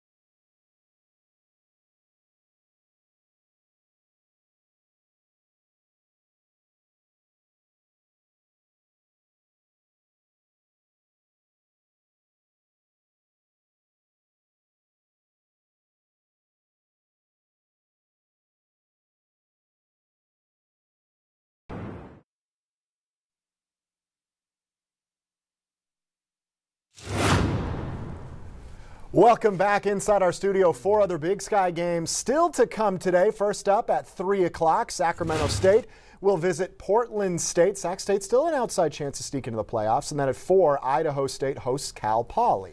Also at 4, Northern Arizona hoping for a playoff push of its own, hosting Northern Colorado. And maybe your game of the day, UC Davis, coming off its first conference loss of the year to Idaho State. Aggies today at Idaho, which is still clinging to its own playoff possibility. That's a 5 o'clock kick. Meantime, your additional FCS games worth keeping an eye on. Top-ranked North Dakota State trailing right now against 13th-ranked North Dakota. 3 field goals, all the Bison could muster to this point. Meantime, South Dakota State is tied at 7, just knotting it up with South Dakota in a pair of rivalry games. A couple other scores quickly to get to. Lehigh, number 4, they win it. Number 7, Monmouth, they lose 34-13 to New Hampshire. And Tennessee Tech, number 5, they win it today over Eastern Illinois. That'll do it for us at halftime. We're back to Bozeman after this. Enjoy the second half. We'll see you after both of our games. Enjoy it.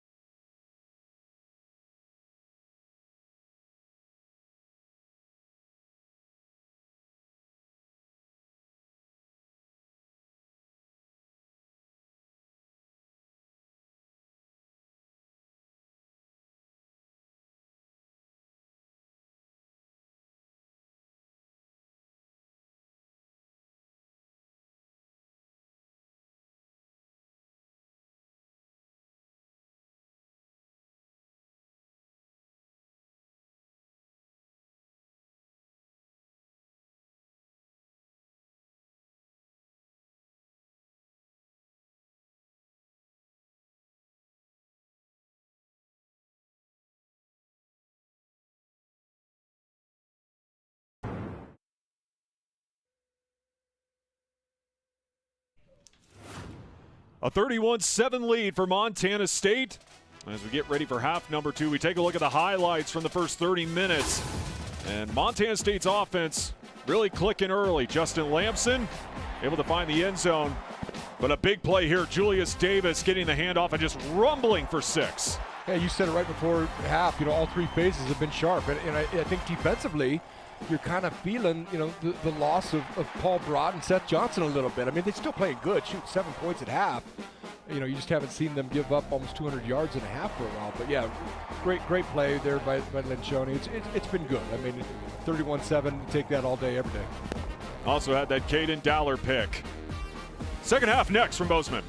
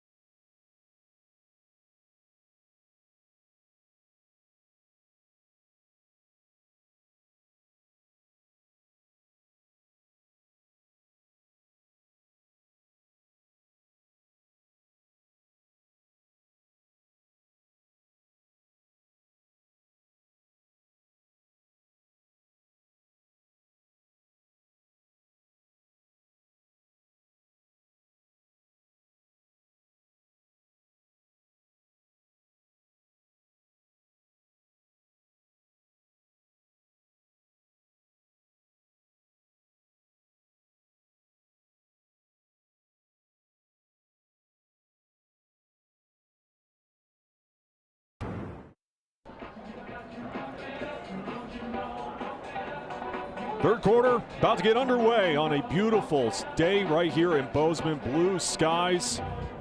Again, couldn't have asked for a better day. Montana State will get the ball to start this second half, and they'll start the third quarter from the 25-yard line, up 31-7. As you look at the stats right now, Ty, I mean, it's pretty even offensively between Montana State and Weber State. 194 for the Cats, 178 for the Wildcats.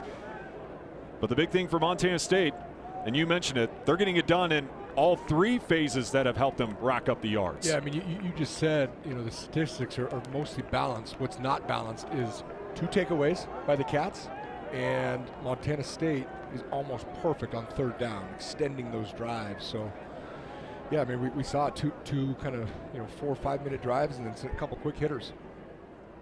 Getting it done on the ground. 116 yards for Montana State. They'll start there. Julius Davis busting through the hole, bouncing to the outside, trying to pinball around a defender, I should say, and gets past the 40-yard line. Nice start. Just standard issue split zone here. You can see it. They're in their 12 personnel. Great blocking by their tight ends per usual, and the rest is on the juice. Nice run by 32. And Julius Davis with a strong afternoon.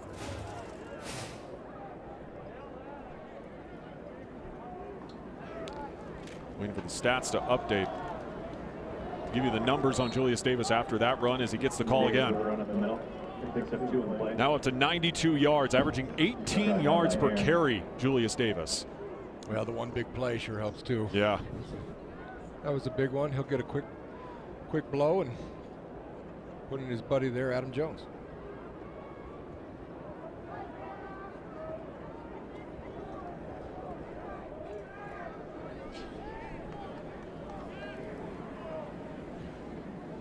Taco Dollar motions. Adam Jones trying to squeeze in between the tackles. Really nice job by defensive coordinator Joe Dale's front four there. Stiffening up just a little after they gave up the big run to Julius. And now a 3rd down and 9 on a loss of 1.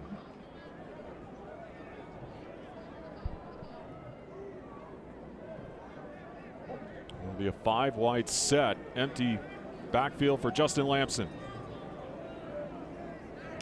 4 for 5 on 3rd downs today. Lamson climbs the pocket, lets it rip. Dane Steele making the catch and trying to get more of those yaks after picking up a 1st down. BJ Carey wrestles him down. Yep, put his cleat right at the stick there. Got the 1st down. I mean, and Dane Steele, I mean, he's really had a kind of a breakout year in my mind. He's a very good football player, a tough kid. Obviously, the brothers, all the Steeles are playing for the Cats anymore. Good job by Lamson and Steele connecting, though, to move the chains. Yeah, was asked to fill in with Chris Long dealing with injuries earlier this season. On the play fake, Lamson with a load of time, and will just use his legs again and scoots out of bounds. Good coverage by Weber State's secondary here, because he wanted Chris Long, and they covered him up. He nowhere to go. He just decided to tuck it. You're going to see down here at the bottom, right here, he's running a go route, and that's where Lamson's looking the whole time. He's really the only one on the route. Just great coverage there by the DB. And this is a Weber defense that came in struggling, 11th in the Big Sky, allowing 37 points per game. Adam Jones tries to submarine through, breaks away, and tripped up at around the 20-yard line. Trevion Tribble, the safety, brings him down. You're gonna see it right here. Just good vision, and then it wasn't even a missed tackle. He just get blocked, and good vision by Adam to cut that outside and get 15 more yards.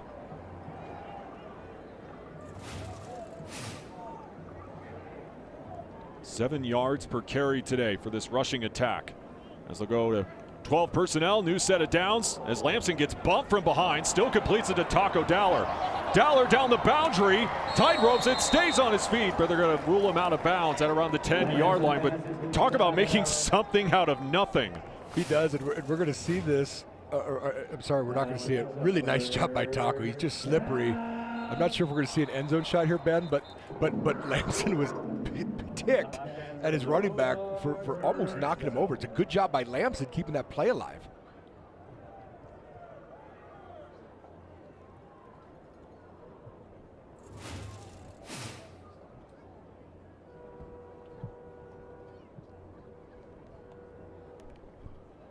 It's Taco Dowler. Kind of a quiet afternoon, but obviously a big force in that Cats offense. 1st and goal. Adam Jones flips sides, Looking, throwing on the run, wide open, touchdown, Montana State. Ryan King, after they've strived to get him in the end zone, Ryan King finally hauls in his first career touchdown. Awesome for that kid, man. I mean, really, really a nice route. You're going to see it right here from the end zone. But yeah, he's an unsung hero in terms of all the perimeter blocking. You kind of saw it last week. He had 80-some yards last week. And his buddy Lamson finally found him to hit pay dirt there for his first touchdown as a Cat. It's awesome. Not only of the season, but of his career. That's awesome. Good for him. Yeah, formerly out of Georgia Tech, East Carolina. Lamson even said after that win over Northern Colorado, Montana State, they've been specifically trying to get him in the end zone.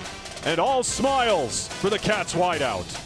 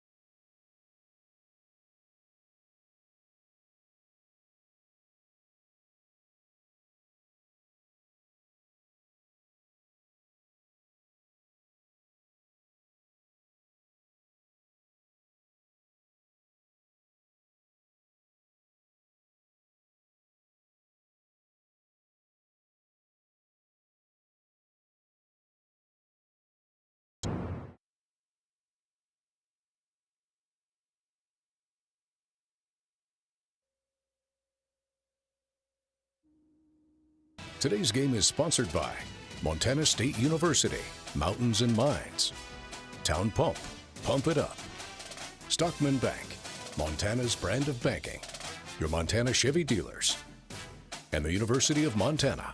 Build your skills the Montana way. Riding high above the clouds here in the state of Montana, and on the gridiron, number 3, Montana State also riding high with a 38-7 lead here in the fourth quarter. As Robert Young will take this return past the 25. And that's where they're going to mark him to start this drive. But Ryan King, going back a week ago down in Greeley, a couple opportunities to get into the end zone. A couple balls just underthrown. Some nice catches there. Again, getting some opportunities, but finally paying off a long college career as he finally gets 6 points. Yeah, you could see it coming last week, and again, he's been very, very good in this offense, with his blocking, and now it's just time to, he was waiting his turn to get a touchdown, and he got one.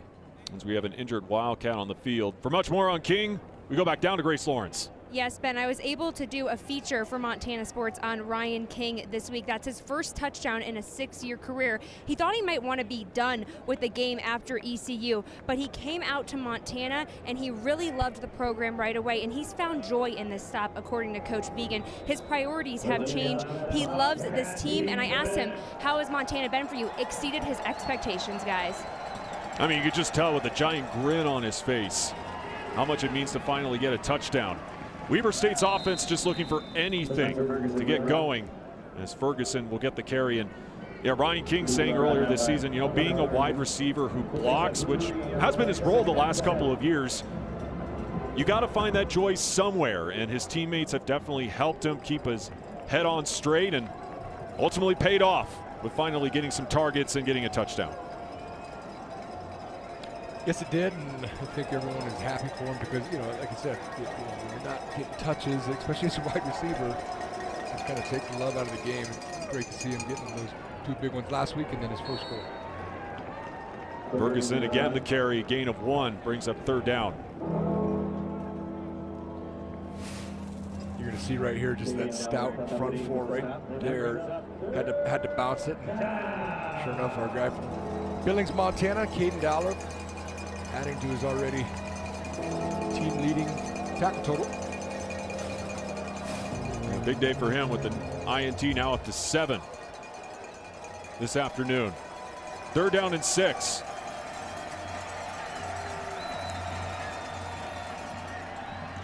Underneath in the air, incomplete. Batted away. Who else? Caden Dowler again on the coverage. Great tight coverage by him. Just does a nice job. He's sticking on him like dang glue. Gets his hand in there just to get the ball out. Intended for Jaylene Record, their top wideout. Not the analogy I thought you were going to go with. I thought you were going to say maybe like white on rice or something like that. Yeah.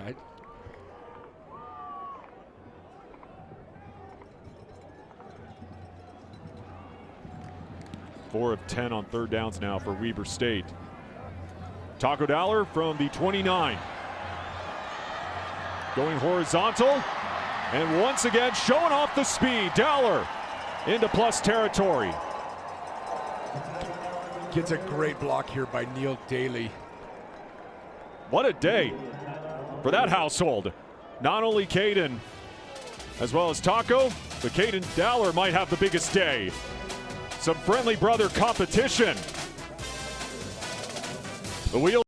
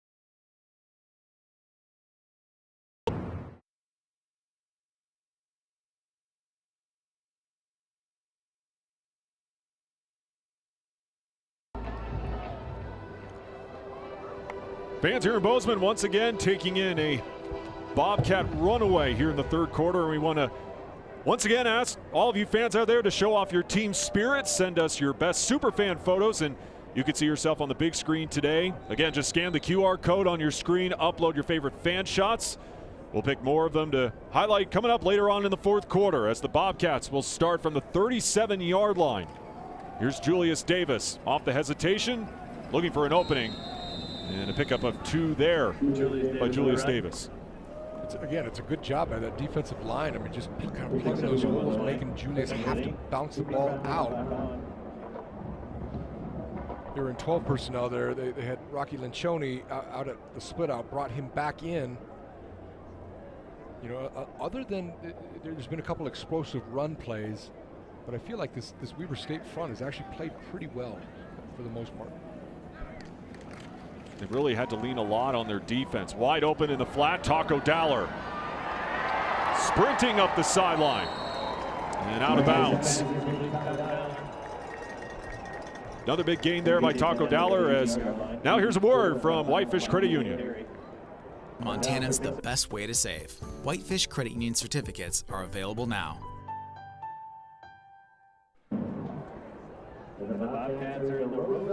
In the red zone once again, Montana State.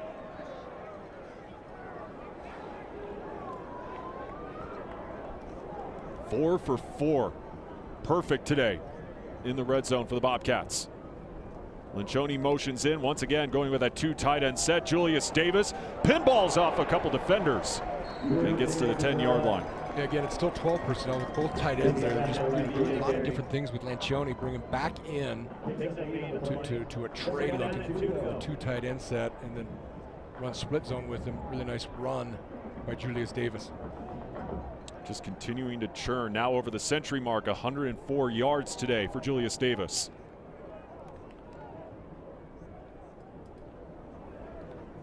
Second and 2 after an 8-yard gain. Julius Davis reverses course. And again, just physical, battling his way close to the goal line. This is an unbalanced set, you know, so they're bringing 4. They got both tight ends on the same side, just running inside zone out of it. Not as much power and counter this year, Ben. I mean, not a lot of gap scheme out of Coach Sturbeck's offense. Inside zone, outside zone, split zone. Davis for the goal line, and he gets in again. Nice drive by the Cats, you know, and this is where you're Weber State. You're just trying to get out here and keep it. Everyone who is healthy, because they've just been decimated by injuries. You know, you saw the quarterback go down in the first half, and they just can't afford to lose any more guys. Really nice drive. I was just talking about Coach Sturbeck. Great play execution. Another touchdown for that big fella right there. Now up to 114 yards for Davis after those 2 runs that resulted in a touchdown.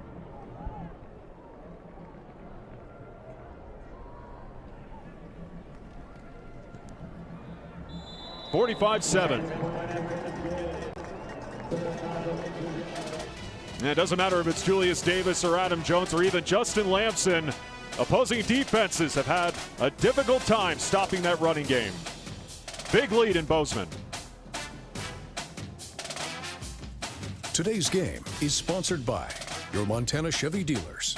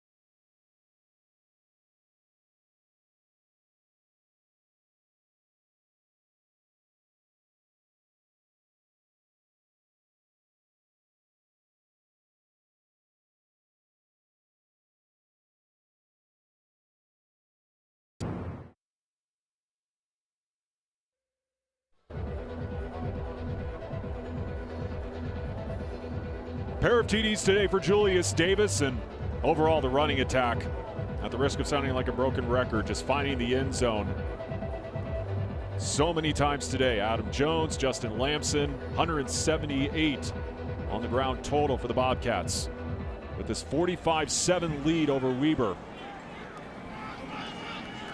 As Bird Butler will look to provide a spark, and special teams coverage once again getting it done for the Bobcats. And like I said, the running attack, Julius Davis, just a physical runner, already over the 100-yard mark today.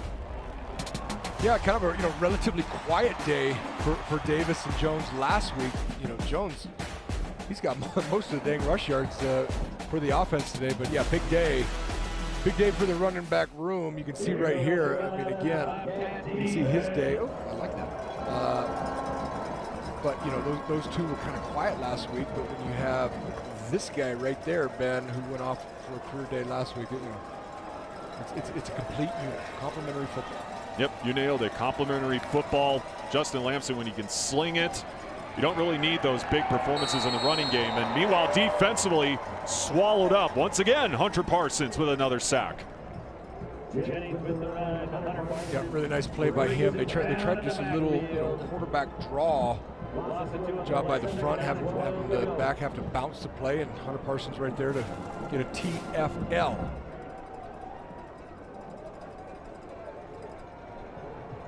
And the strength of all those DNs, that depth.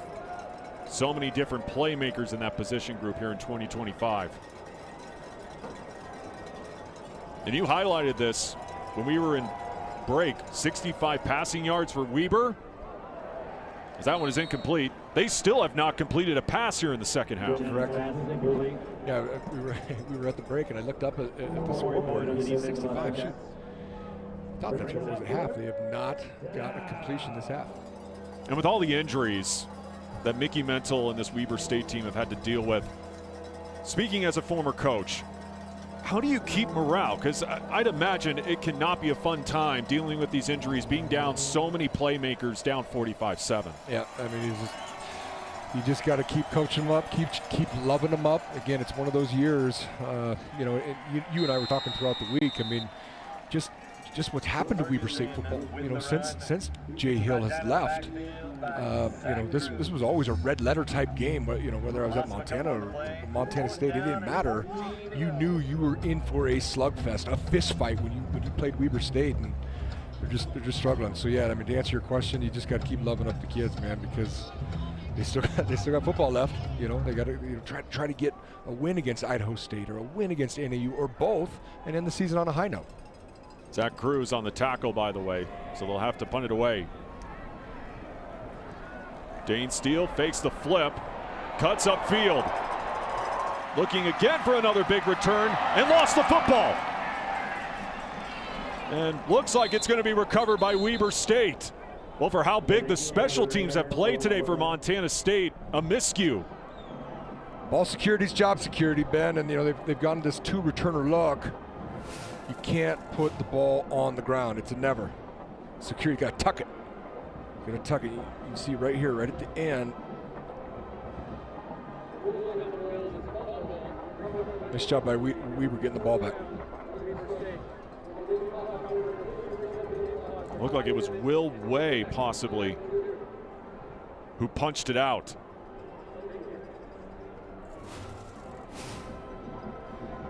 So now the Wildcat offense gets to keep the football. And that's a pretty great play by Will Way, who's the dang center. He's the starting center this week because Cale Casto is out.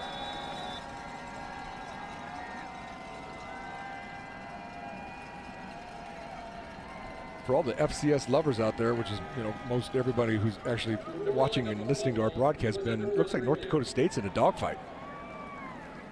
Well, they're going to take a look at this. They're going to go to the review. Wasn't able to clearly hear Spencer Mumford on what they're exactly looking for. Are they looking at who recovered it, or are they looking at... Yeah, that's what they're looking at. They're seeing who recovered it.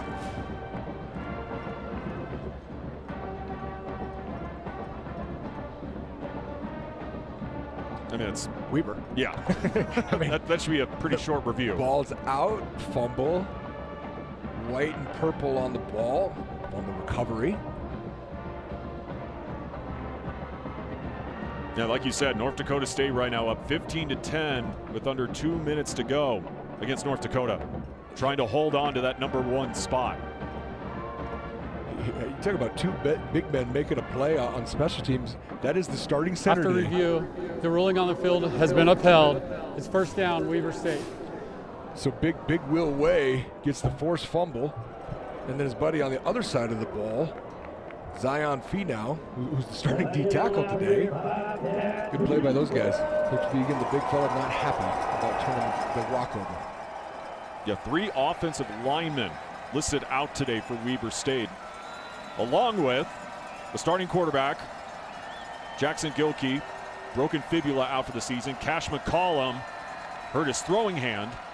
You're down to your 3rd and 4th string QBs, and right on cue, Jennings throws it and right into coverage and picked off by Takari Carr. Down the sideline, will just trot out of bounds. I mean, I get it. They're trying to make something happen, you know, taking some shots, taking some chances. We're going to have a penalty here at the end for a little extracurricular taunting, but really not a great ball here. A pretty easy pick for Carr. I'll be curious to see who they get the 15-yarder on, or if it'll be offsetting here. Nice job by Carr going up and snatching that football. That will be his first INT of the season. Well, he's been battling some. Oh, I can't wait. There you go. All right, this is what I like. That young man is from Compton, California, Ben, wearing the takeaway cowboy hat. Offense number 4. It's a 15-yard penalty. It'll be first down. That foul was a flagrant foul. Number 4 has been ejected from the game. And if this was a close game, that would be huge, because Jaylene Record is their top wideout. Exactly. I was just going to say he's one of their best players, and he gone. I wonder if we're going to. There he goes. Bye. And that's just frustration. You know, that's kind of their season right there, man. Because I was just about to ask you, I go back to that conversation we just had a second ago about keeping morale, not getting frustrated. Because, I mean, it has to be super frustrating having so many playmakers out. And, yeah, I mean, last week, that game against Montana, you could argue that game was over from the jump. No doubt. The worst season I ever had as a coach was our first year here in MSU, and you just had to just keep believing in the process, trust the process, keep working, knowing that if we keep doing the right things, we're going to get better. Lamson, clean pocket, steps up, takes off himself, punches the gas, leaps in.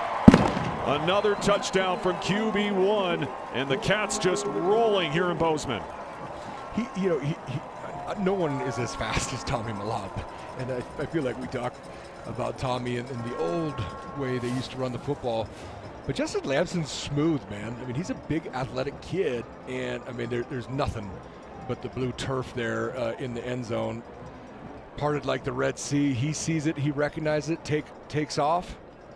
Easy peasy lemon squeezy. Another TD rush from Justin Lamson after arriving here in Bozeman. Really getting the chance to sling it, but still showing off the legs like he did at Stanford. Yeah, kind of a quiet day passing, considering he's coming off a career day last week in Greeley, only 128 through the air. But hey, when you're rushing for just under 200 yards and it's been productive, and frankly, they're not stopping it. Don't fix it if you don't have to, and they're running the ball at a high clip today, no doubt.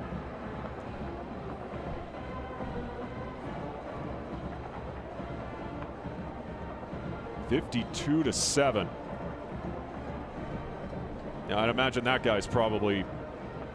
And again, he's been dealt a bad hand.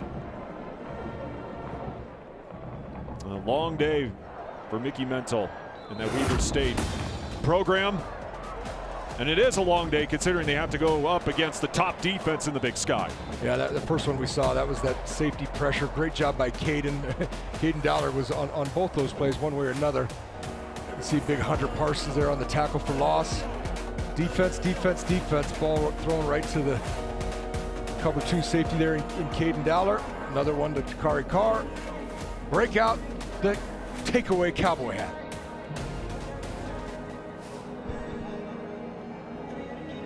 Outside of South Dakota State, which went to double OT, by the way. Man, we have not called a lot of close games here in 2025. Nope. Running into his own man, I should say, and ripped down. I mean, this is a great tackle by Brendan Ross here. Again, a young DB out of Rockwell, Texas, trying to get on the field anyway.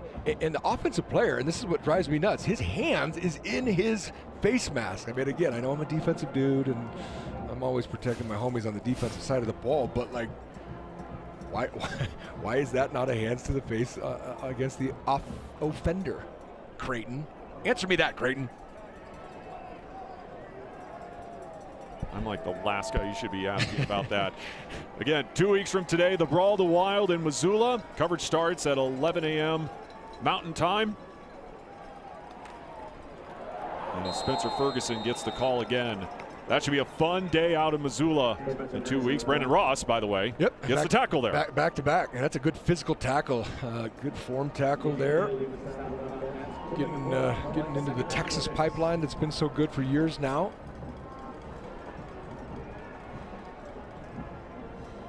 Good shot. You just saw big 64 Nelson Arapa there, the junior. The kid is from Bora Bora. How about that? You don't see a lot of college football players on rosters from Bora Bora. Jennings underneath. Past the 20. It's Cole Taylor gets the tackle. Great Falls finest, Ben. Yep.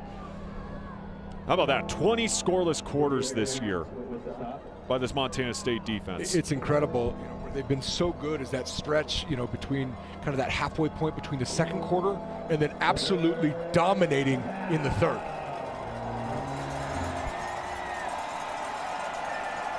Have not given up a point in the third quarter since they were at Autzen Stadium playing one of the best teams in FBS.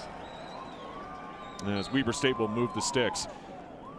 So putting your defensive coordinator headset back on, because that's a tremendous stat. No points allowed in third quarters since they were going up against one of the best teams in the FBS in Oregon. How do you explain that? How are they so effective coming out of the locker room and just shutting down opposing offenses? Yeah, you know, Sean Howe deserves a dang gold star, man. He's been incredible. You know, as I always used to say, if you're making a ton of adjustments at halftime, then you had a really lousy game plan. But they've obviously come out, you know, coach them up a little bit, maybe adjust a couple things. What are we liking? What are we not? But Sean Howe and his staff deserve so much credit, so much praise. I mean, against FCS opponents, and they're only giving up a touchdown and a dang field goal per game right now. And they're still one of the best defenses statistically with the Oregon game. When you even include those statistics, it's phenomenal. I mean, Brent Vigen raved about the defense's growth earlier this week. Quick hitter on the far side and upended out of bounds. Mason York hauls it in. Brent Vigen saying, we learned how to tackle against talented offensive guys when they had to go down to Autzen Stadium to play Oregon. Those guys have gained confidence week by week, getting asked to do more and more. Keeping the ball in front of them has been absolutely huge. Yeah, you know, I asked the big fella, Coach Vigen, about that, and they don't do a lot of live work against each other. So in terms of the tackling, it's on the position coaches to work it early in practice because they very, very, very rarely go thud and or live unless it's, you know, a scrimmage in fall camp or spring ball. Jennings being pounced and throws it away. Incomplete. As it looked like the duo of Zach Black and I believe it was Hunter. Yeah, it was Talon Marsh. You had Zach Cruz on the pursuit. You got Dom Solano. Again, all these guys are playing a ton of snaps. Hunter Charbonneau. That's right. Again, it's hard to sometimes to read the numbers on the new jerseys up here. It's a little funky, no doubt. Respect. And another Weber punt.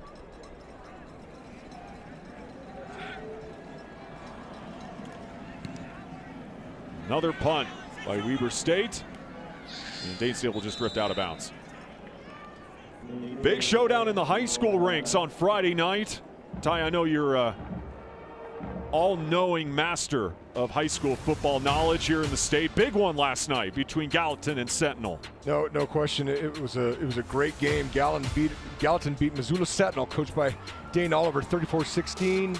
Carter Dalkey, the Cats commit, had a great play. Fumble recovery, touchdown, and sure enough, that was a quarterfinal game, and now Gallatin from right here in Bozeman will head to Glacier up in Kalispell for the semis next weekend. Always got to give the shout out to the high school kids as well. Absolutely. Playing in their playoffs. As we wind down this third quarter. Up the middle and close to the 30-yard line as we're going to start getting the 2s and 3s in the ball game. Patrick Duchesne now in at quarterback. Colson Kuhn with the carry for Montana State. Well, and my day was just made because a name that a lot of Bobcats will know, Big Lewis Kid, just came in and gave me a hug. Recruited Lewis out of Totino Grace High School, just north of the Twin Cities. One of the great offensive linemen that have come through here and made some money playing on Sundays. Duchesne stripped from behind, but able to fall on it. And Laundry on the field. We haven't seen a whole lot of penalties today. No, I talked about it early, how they've been so good early. I think we got a hold, though. We'll see. Personal foul, illegal hands to the face. Defense number 93. It's a 15-yard penalty, automatic first down. Yeah, the big fella here. You can see, let's see, right there up top. Or no, it's right there. There you go. Right there in the middle. I apologize. Again, it's an offensive world. Offensive world, we're just paying rent, defenders. I was going to say, you finally got your hands to the face penalty you wanted about 5 minutes ago. Yeah, I'm just wondering why it's absolutely never called on an offensive guy. Colson Kuhn again with the rock. To the 50-yard line, Mason Hitchens rips him down. We haven't called Hitchens, we put him in the pregame as a tackling machine. Right now, Coach Vegan and Coach Sturbeck are trying to shorten this game. Not even going to get the playoff here, and we're going to the fourth quarter. Yep, Montana State rolling on a sunny afternoon in Bozeman. On their way to remaining undefeated in Big Sky play before what will be a huge primetime showdown 1 week from tonight back here at Bobcat Stadium. But one more quarter to play here at Bobcat Stadium, 52-7. Fourth quarter next.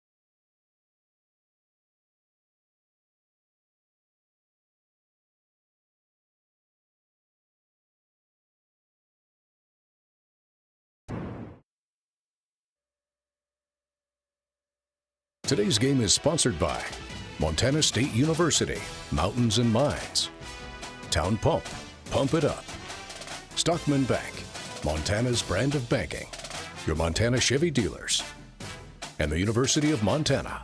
Our mission is Montana. A great shot of our entire crew that have done an excellent job all season as Colson Kuhn again carrying defenders, and multiple flags fly again. But again, a shout out to our entire crew. A great job done the entire season. Yeah, our crew's awesome. I think it's going to be another penalty on Weber State. Might have been a face mask from up here. There they are. Personal foul, face mask, defense number 0. It's a 15-yard penalty, automatic first down. Yeah, that's Hitchens getting a little sloppy here at the end. Again, we already saw a guy get ejected, and it'll be a long trip back to the beautiful city of Ogden, straight south of us. Again, a big thanks to everybody in front of the camera and behind the camera in our production truck here in 2025. A lot of them will be continuing on over the divide for the brawl in 2 weeks, including you, Ty Grigorak, and Grace, wanting the end zone, batted up in the air and hauled in. Wow, just when I thought I saw everything, Jordan Reed, the former quarterback, making the squeeze for 6. What a play by Jordan Reed. I mean, this we're going to see the replay here. Now, keep in mind, he was the backup quarterback, you know, for the first couple years of his career. Ricochets off the one, into the other. Yahtzee. Probably could have been a PI there, too. I think the refs are trying to get out of here myself. This game has just gotten ridiculous.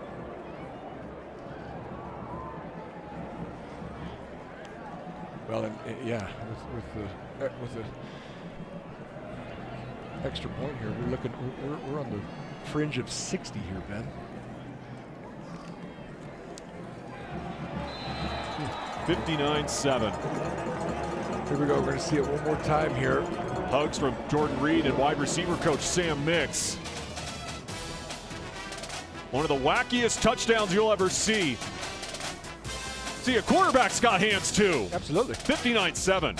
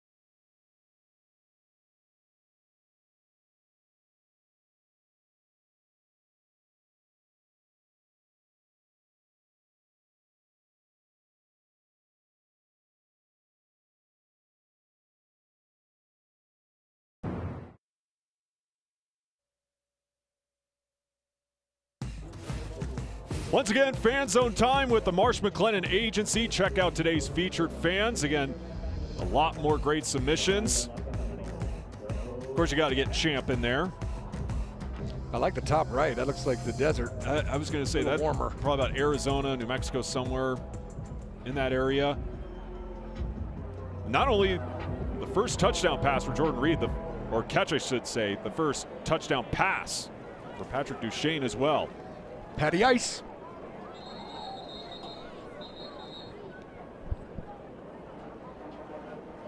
What a story that is. Jordan Reed was the backup last year, was moved to wide receiver, embraced that role, and you could see, tall drink of water, 6'6", and Brent Vigen has even said he could be a weapon when they get close to the goal line. He was just in the right place at the right time. Well, and you kind of saw last year, Chance Wilson kind of came on as the true backup. Right. So he kind of got dethroned from that position, and they're sitting there going, hey, kid's a good athlete. He's 6'5", he's long. I mean, I've stood next to him. He's a big, long athlete, and they just needed to find a home for him.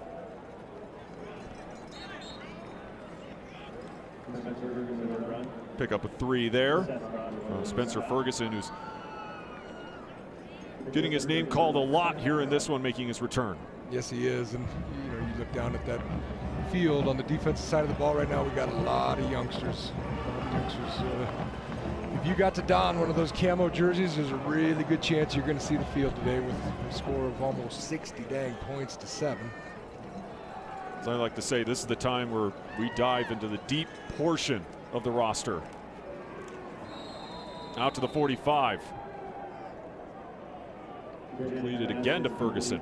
And he's a little slow to get up. Yes, he is. You saw you saw Seth Brock on the play there. You saw Mason Deathman out of Brockton, Montana. I haven't called a Brockton kid in our time together, Ben. Now that you're learning the Montana geography. Even went to Yellowstone a couple of years ago. I did. Absolutely beautiful, by the way. Slashing right up the middle, Coulter May to the 45, and we'll move the sticks. Nice run by May here. One of the bigger runs of the day for him, bigger offensive plays of the day for him, honestly. Let's see, yeah, right there, just a couple missed tackles.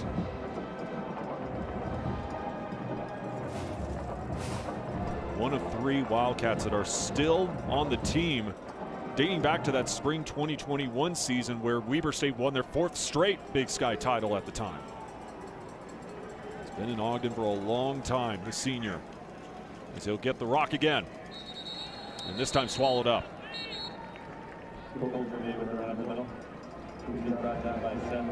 Seth Brock brings him down. Fans, make sure to get ready for game day with Megan Robinson during this week in Big Sky football. You'll hear from your favorite coaches and players, plus get an insider's look at the conference. Watch every Saturday on this Scripps Sports station. Also check local listings for times in your area. Megan right now just about 3 hours away from here out in Missoula, doing work for our Montana Scripps Sports crew, with the Grizz right now leading 29-17. Bird Butler now getting the call. And about a yard shy of the line to gain. I mentioned it before the last commercial, Ben. It looked like North Dakota State, #1 in the country right now. They're in a heck of a dogfight there in Grand Forks, and ultimately got the win and will remain 1. Yeah, for a little bit, I imagine football fans here in Bozeman and out in Missoula were hoping for a different result. The Grizz would have moved up to #1, Bobcats up to #2. How amazing would that be in 2 weeks? 1 versus 2 for a Big Sky title in the Brawl of the Wild. Bouncing to the outside, turning on the Jets once again. Bird Butler out of bounds. Yeah, those youngsters lost leverage there, Ben. You don't have a defense if you don't have an edge, and there was no edge here. You're going to see right here there's just a breakdown, and that's what Coach Vigen prides this defense on, is leverage. Leveraging the football. No leverage there. They'll look at the film and learn from it. But yeah, to your point though, I mean 1 versus 2, man. But again, North Dakota State, they just, until somebody beats them, man, they just, they have the formula.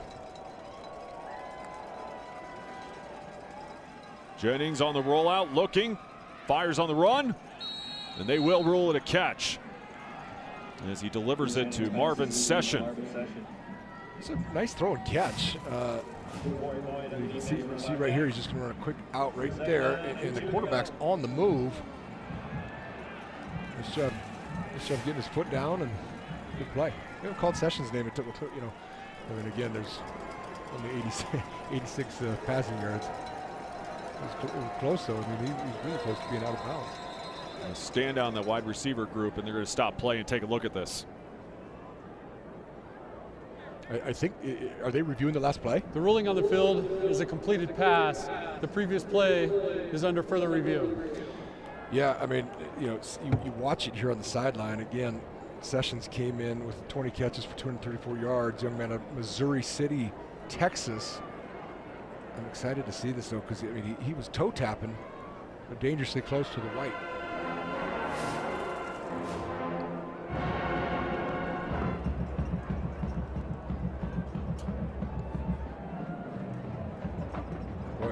They might overturn this. I don't know. The big key for me, does he scrape the turf with that his left toe? Yeah, because his right foot's out. Yes, his right correct. foot's out of bounds. The left, does he have possession? I mean, you're right. That left toe is scraping it, no doubt. So you'll be able to see the turf pellets come up if I believe. Ooh. Ultimate zoom in. Good. Okay. Well, talk about the job done. Well, I was going to hype them up earlier, but we'll hype them up now. The work from our great crew in the production truck. Excited to see how this it's upheld or overturned. Again, that'll be a fun game in 2 weeks. You'll be heading over to Missoula, like I said, with a lot of the crew here in Bozeman, over the divide with Grace Lawrence as well. You'll be in the booth this year with Trey Bender and Jordan Tripp calling the action. Should be a fun one, no doubt. That's going to be fun. Tripp and I are going to go down memory lane for a few hours, I think. Coached in 15 of them. Now been broadcasting them, and my man Jordan was very successful in the ball as well.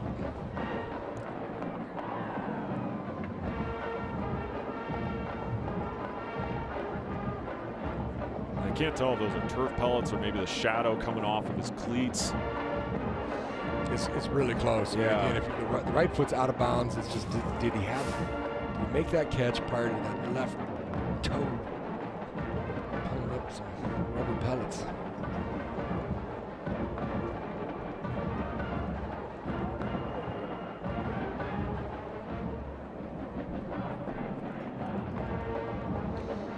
Oh, what a beautiful day, huh? We had, speaking of the ball, we actually had the big volleyball game last night, and Montana State came out hot, won the first, and then Montana. After review, the ruling on the field is upheld. It's a completed pass. Yeah, probably not enough to overturn it there, Ben. I mean, it was close. Yeah. But anyway, Montana, in terms of the brawl, obviously in volleyball you play twice. Cats got the first one in Missoula, and then the Grizz came over here and took it to them last night.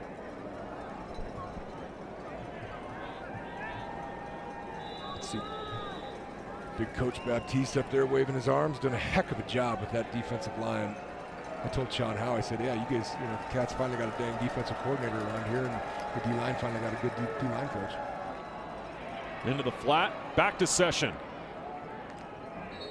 Taken down at around the same spot where he caught that pass, and now he's banged up. And immediately grabbing that right ankle. Yeah, he looks like he's in pain too. Not what you want to see if you're Mickey Mental with already a depleted offense.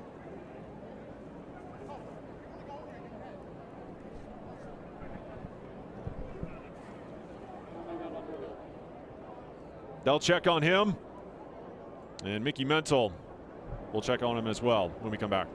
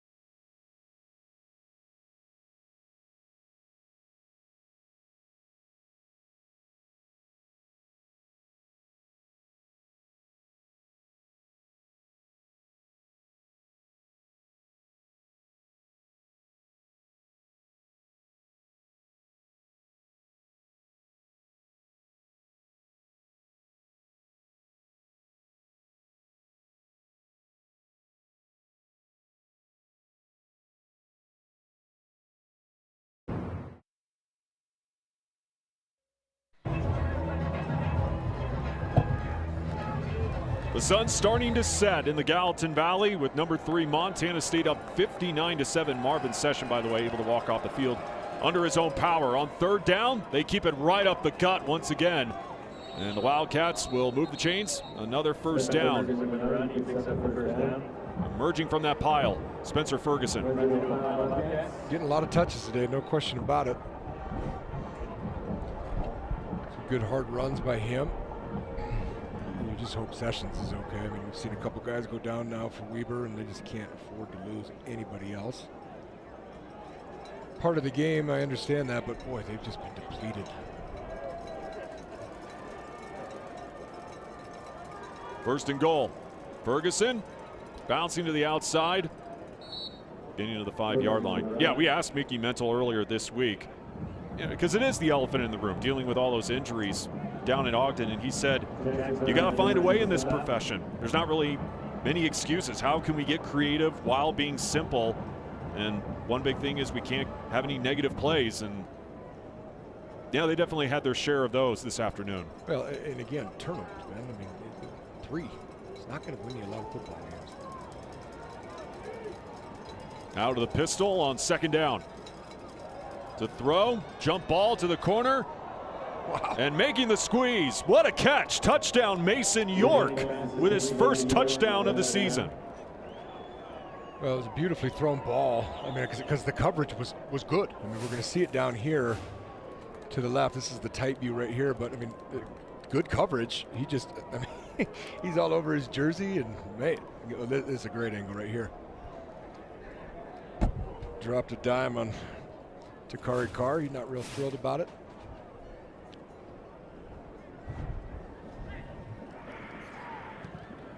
Point after try. Just barely sneaks through.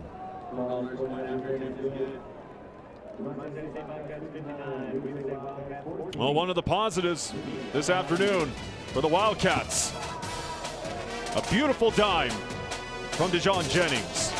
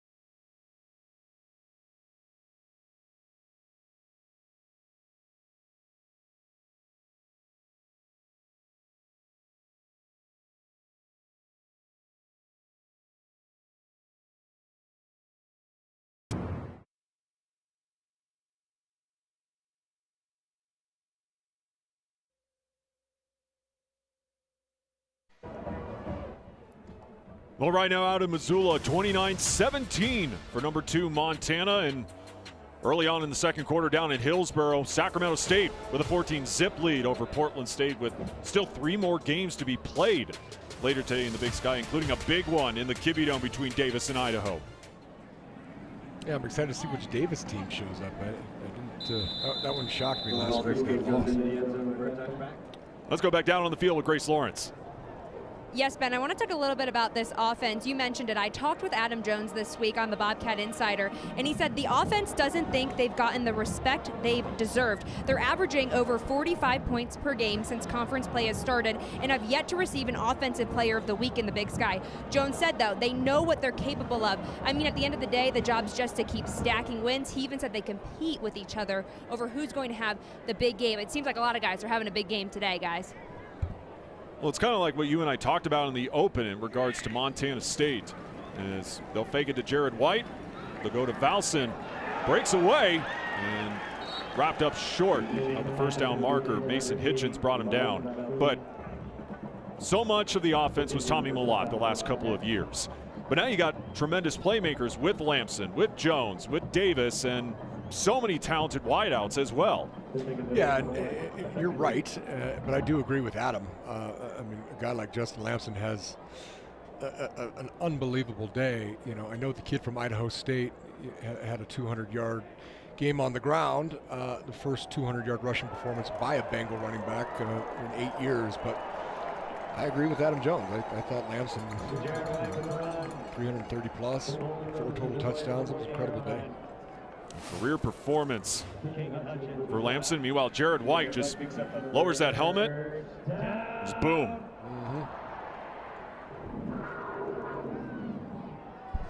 There's a good shot of Lamson right there. He is a fiery dude, man. He's a competitor. I've said it all year. Tough as nails. He's really embraced Bozeman after arriving from Stanford. Up the middle again, Jared White. A couple strong runs from Jared White. Again, we've said it multiple times. Maybe low on the depth chart, but he's getting considerable runs if he went to any other Big Sky program. Well, absolutely, and you know, it's not good when your safeties and DBs are the first ones to the ball carrier on running plays. You see where I thought that front for Weber State, you know, played hard, doing a lot of good things in the first half. They're just getting worn down. They'll show 5 here on first down. No gain there. Chevy Robinson there on the tackle for Weber State. Yeah, big one in Moscow later tonight. How does Davis respond after losing at home to Idaho State? Because Davis, they got another big one coming up 1 week from tonight here at Bobcat Stadium, taking on this Cats team. No question, and you know, again, this conference is so funky this year. You know, I know some of these teams are improved, but you know, which Idaho's going to show, which Davis is showing. I still think Davis is a good outfit. Really excited to watch them next week. I get to be a fan next week, Ben. And I was going to say, we don't have the game. Oh. You and I called this one too. What a wild one in Davis, the Big Sky Championship game. Montana State with a big lead. But the Aggies able to rally back. The 2-point conversion to try to tie it, picked off by Callahan O'Reilly. Sealed it for the Bobcats. Callahan's his older brother, Ben. That was Kate. Thank you. Yes, Sorry. sir. Yeah, I coach Cal. Even a year later, so many players you have to memorize. And well, to be fair, both those guys made big plays in their careers for Montana State. Up in the air. I think it's going to be Weber ball. Yeah, I was going to say, I was looking for whether it was an incomplete, but it is a fumble. I think so. I mean, just a free shot at Patty Ice here.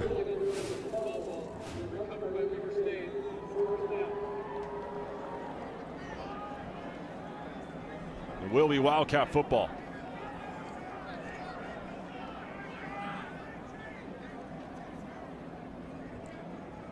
Yep, you can see him right there. You know, and again, going back to what we were talking about, boy, there's 2 guys coming free. I mean, I know Montana State's playing the entire roster, but you know, in terms of just showing Weber a little love here, it's nice. They're still fighting and still trying to make plays happen. And you go split backs, swinging it out. Not much going there. Once again, going to Robert Young.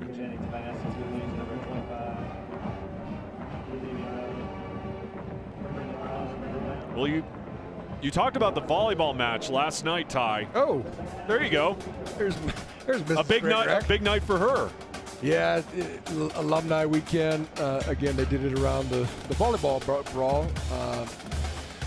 She had the digs record here at Montana State a long time. It was broken by Alyssa Rizzo a few years ago, but she looked good last night, Ben. She looks good anyway. Makes me look good. How's that? Jenny's getting chased. Still buying time. And throws it incomplete. Yeah, you look good too. I'll give you that one. I appreciate you. Anything to keep your morale up. Hey, buddy, you know I love an analogy. The out-kicking of coverage is a real thing, and I get that. No one ever says she out-kicked her coverage, but I can say that I probably did myself. 3rd down and 13.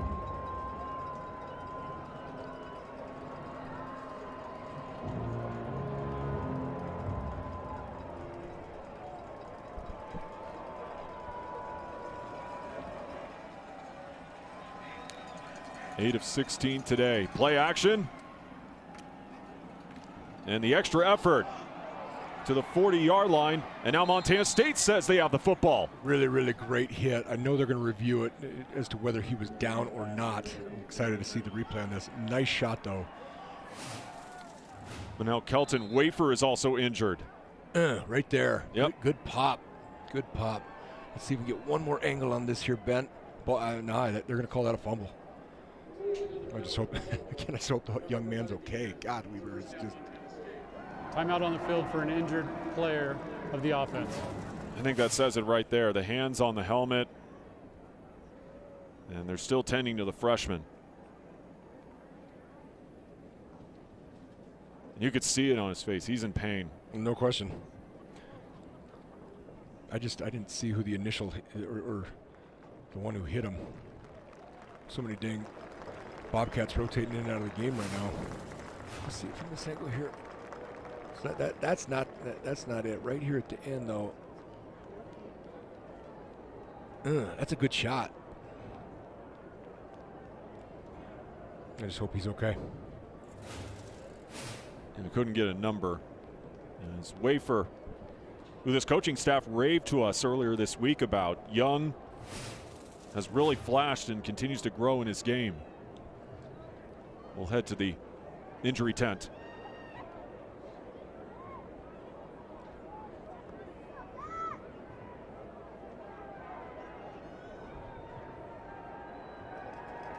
I mean, well, you look at that ankle right there.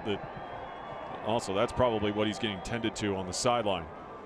It was either that ankle or that knee, because that did not bend well. Yeah.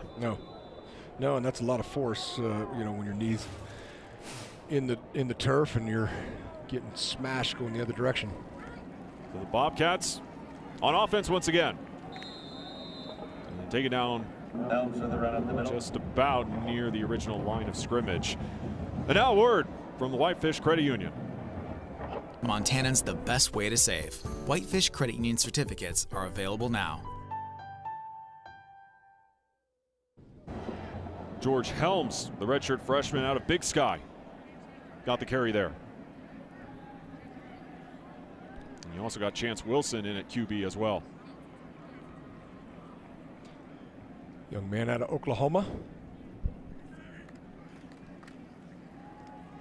Wilson, dump off, Valson with the wheels, getting to the 40.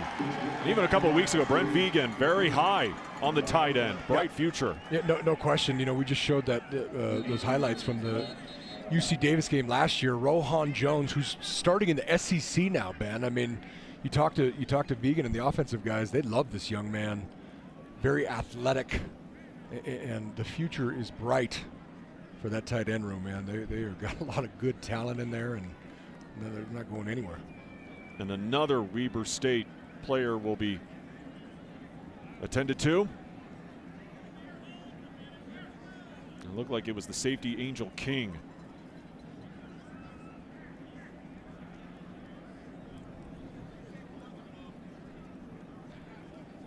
And another look at the, I know, it's just a reoccurring theme this season. You feel for those guys in Ogden. Well, Brent Myers is the offensive line coach. We worked together forever ago at Washington and UNLV, and I'm just hoping these guys can just get on the dang buses behind the stadium and get out of here in one piece.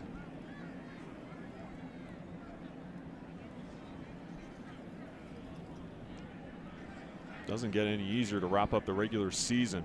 No. For Weber State. They go to the ICCU Dome, take on Idaho State next week, and then they're back home against Northern Arizona.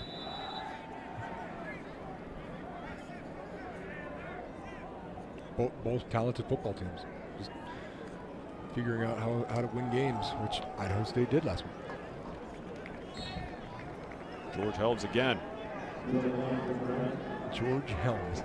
We are getting through the roster, baby. Big Sky, Montana. Have you gone up to the mountain yet? I know you hit Yellowstone. Have you gone to Big Sky? I have not yet. Yeah, you got to see it. That's one place I still need to go. I've been Yellowstone, been to Livingston. Really nice down. It is nice. No, it is. What was that? Livingston is awesome. There's no question about it. It's windy, like it never stops. I don't feel like, but it is a great little town. We go to the rodeo on the 4th of July down there. It's fun.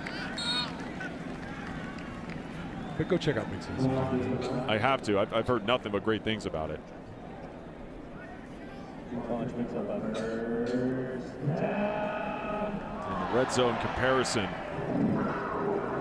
for both teams today, clearly in favor of the Bobcats. Well, 6 trips, 6 touchdowns. That's beat down Saturday right there. As we'll hit the 2-minute timeout here in the 4th quarter. A huge lead for number 3 Montana State, on their way to keeping that goose egg in the loss column in conference play.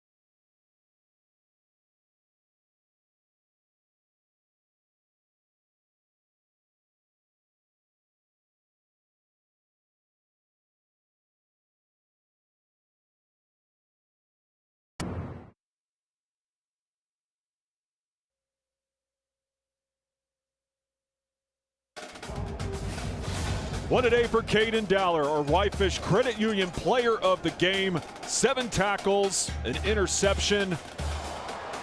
Just a big piece for that Montana State defense. Yeah, he's a heart and soul type leader. You know, you saw it last week with the interception. Another great game. He's been solid all year. You can see him there with the takeaway cowboy hat. Chance Wilson with the Jets. I love the way Caden plays, though, man. He's a football player. You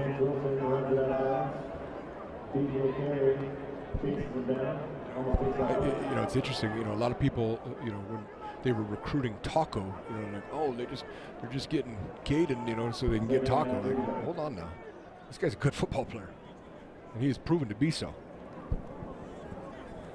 But dealing with those injuries the last couple years, you know he's enjoying it.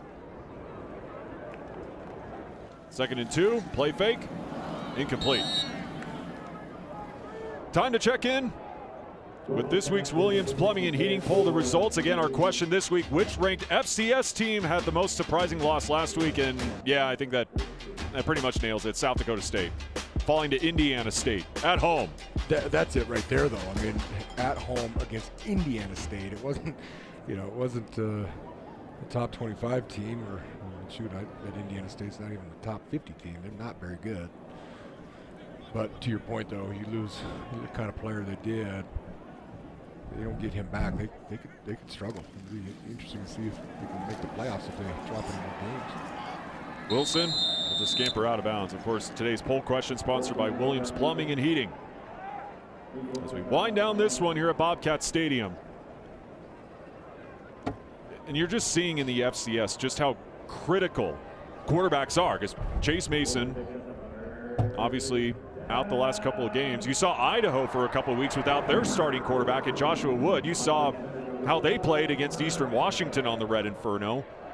And they've gotten a little bit of a groove back after that wacky game in Flagstaff a week ago. You're so right, but not just the quarterback, Ben, but depth, right? And that's where Montana State, they've got so much depth. They've recruited their butts off. Great run here by Chance Wilson stays on his feet. Touchdown Bobcats.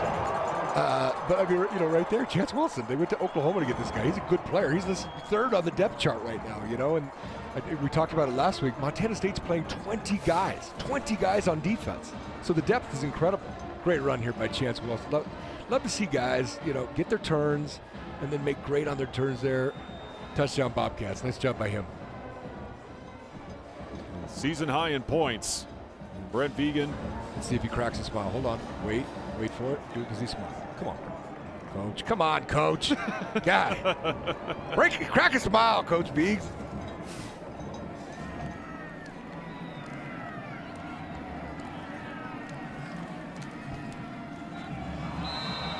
Now up to 66 points. Of course, in 2 weeks, the moment that makes legends and breaks pretenders when Montana meets Montana State. The whole Big Sky stands still. The Bobcats, the Grizzlies, pride, power, and playoff dreams collide in one of college football's fiercest rivalries. From Bozeman to Missoula, generations remember this Saturday because these aren't just games. They're battles for the soul of the state. November 22nd. Coverage starts 11 a.m. Mountain Time. The Brawl of the Wild, Montana State versus Montana, presented by Scripps Sports, your home for Big Sky football. Season high in points for Montana State with 66. And yeah, just a rough afternoon for Mickey Mental and the Wildcats. Yes, it is. You know, like I said, just get on the dang buses, get out of here. And try to get some dudes healthy. You go back to Brent Vegan, his personality. I mean, he can crack some jokes once in a while. I mean, I told him on our call earlier this week, this is my last broadcast in the booth of the season, and he said, well, we'll try to give you some explosives to go out on. And he's lived up to that word so far. 66 points. Yeah.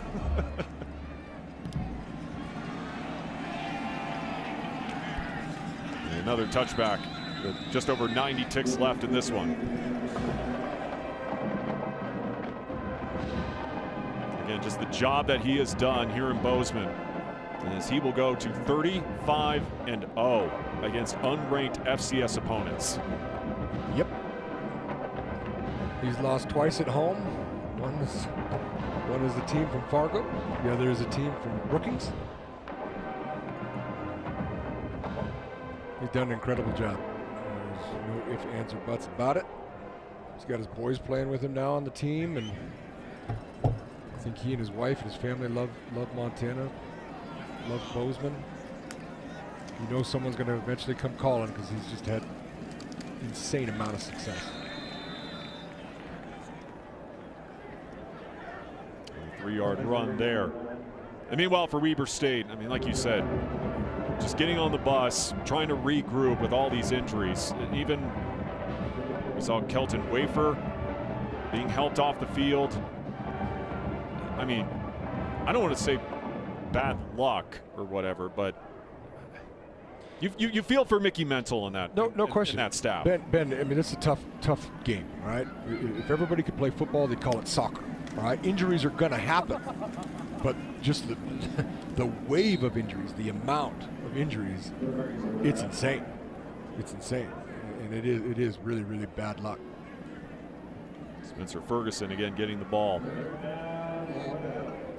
And he's 3 years into 3 years in now as the head coach, and I don't know. They got to get some dudes healthy for sure. We'll look to bounce back next week again in Pocatello. Meanwhile, Montana State will gear up for what is right now a top 10 showdown when they welcome in UC Davis on what will be, no doubt, a very, very cold Saturday night a week from tonight. Yes, it will. Assuming you're going to tune into that game? I definitely will. Well, because we also have Montana at Portland State next week, I will also go check that game out as well, living just obviously a couple blocks away from the stadium where that game will be played. Are you going to go watch some of that game? I will. Oh, that'd be great. I will go watch a little bit of that one. But meanwhile, here in Bozeman, a 66-14 win for number 3 Montana State. As the Bobcats will go to 8-2 overall. Weber State, meanwhile, drops to 3-7 in the 2025 campaign. Again, with 66 points. Down to Grace Lawrence. Yeah, hi guys. There was a lot of career firsts this game. After 6 years, the first career touchdown. What was that moment like, Ryan? I was absolutely ecstatic. Just getting in the box for the first one. It was amazing to feel that, and then the team supporting me all the way through it. I loved it. And then over to here, take me through that play when you scored that touchdown. Pretty crazy. Man, I was trying to get on my landmark, and then I saw the ball go to Vontae, and I saw the ball pop up. I was close to make a play, and I just made the play, and all glory to God for letting me make that play. Yeah, back over here. Do you feel like your offense is a little underrated? Oh, absolutely. We read all the comments, all the blogs, and just hear how they're saying everything about our defense, which our defense is, I think a lot better than last year even, but I feel like our offense, keeps us in the game as well. 66 points, It's got to be up there for points in this stadium. I mean, you guys have 2 big games coming up. How do you want to build on this to end the regular season? We just want to go 1-0 every day. We live by that motto every single day since we've been here, and going 1-0 every day is going to be the model for going forward. It's going to help us out win our games. So just looking forward to the next one. Take it week by week. Thank you guys. Congrats on the win.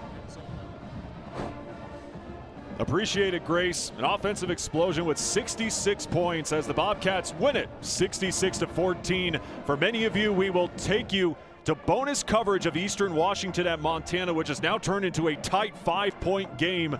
Viewers in Bozeman, Butte, Billings, Great Falls, and Helena, you can catch that game on the Spot MTN, along with post-game coverage of our game here in Bozeman. As that will wrap it up here in Bozeman. For Ty Grigorak, Grace Lawrence, and the rest of our always terrific crew, I'm Ben Creighton. So long from Bobcat Stadium. Now let's send it to Missoula with Trey Bender, Jordan Tripp, and Kyle Hansen.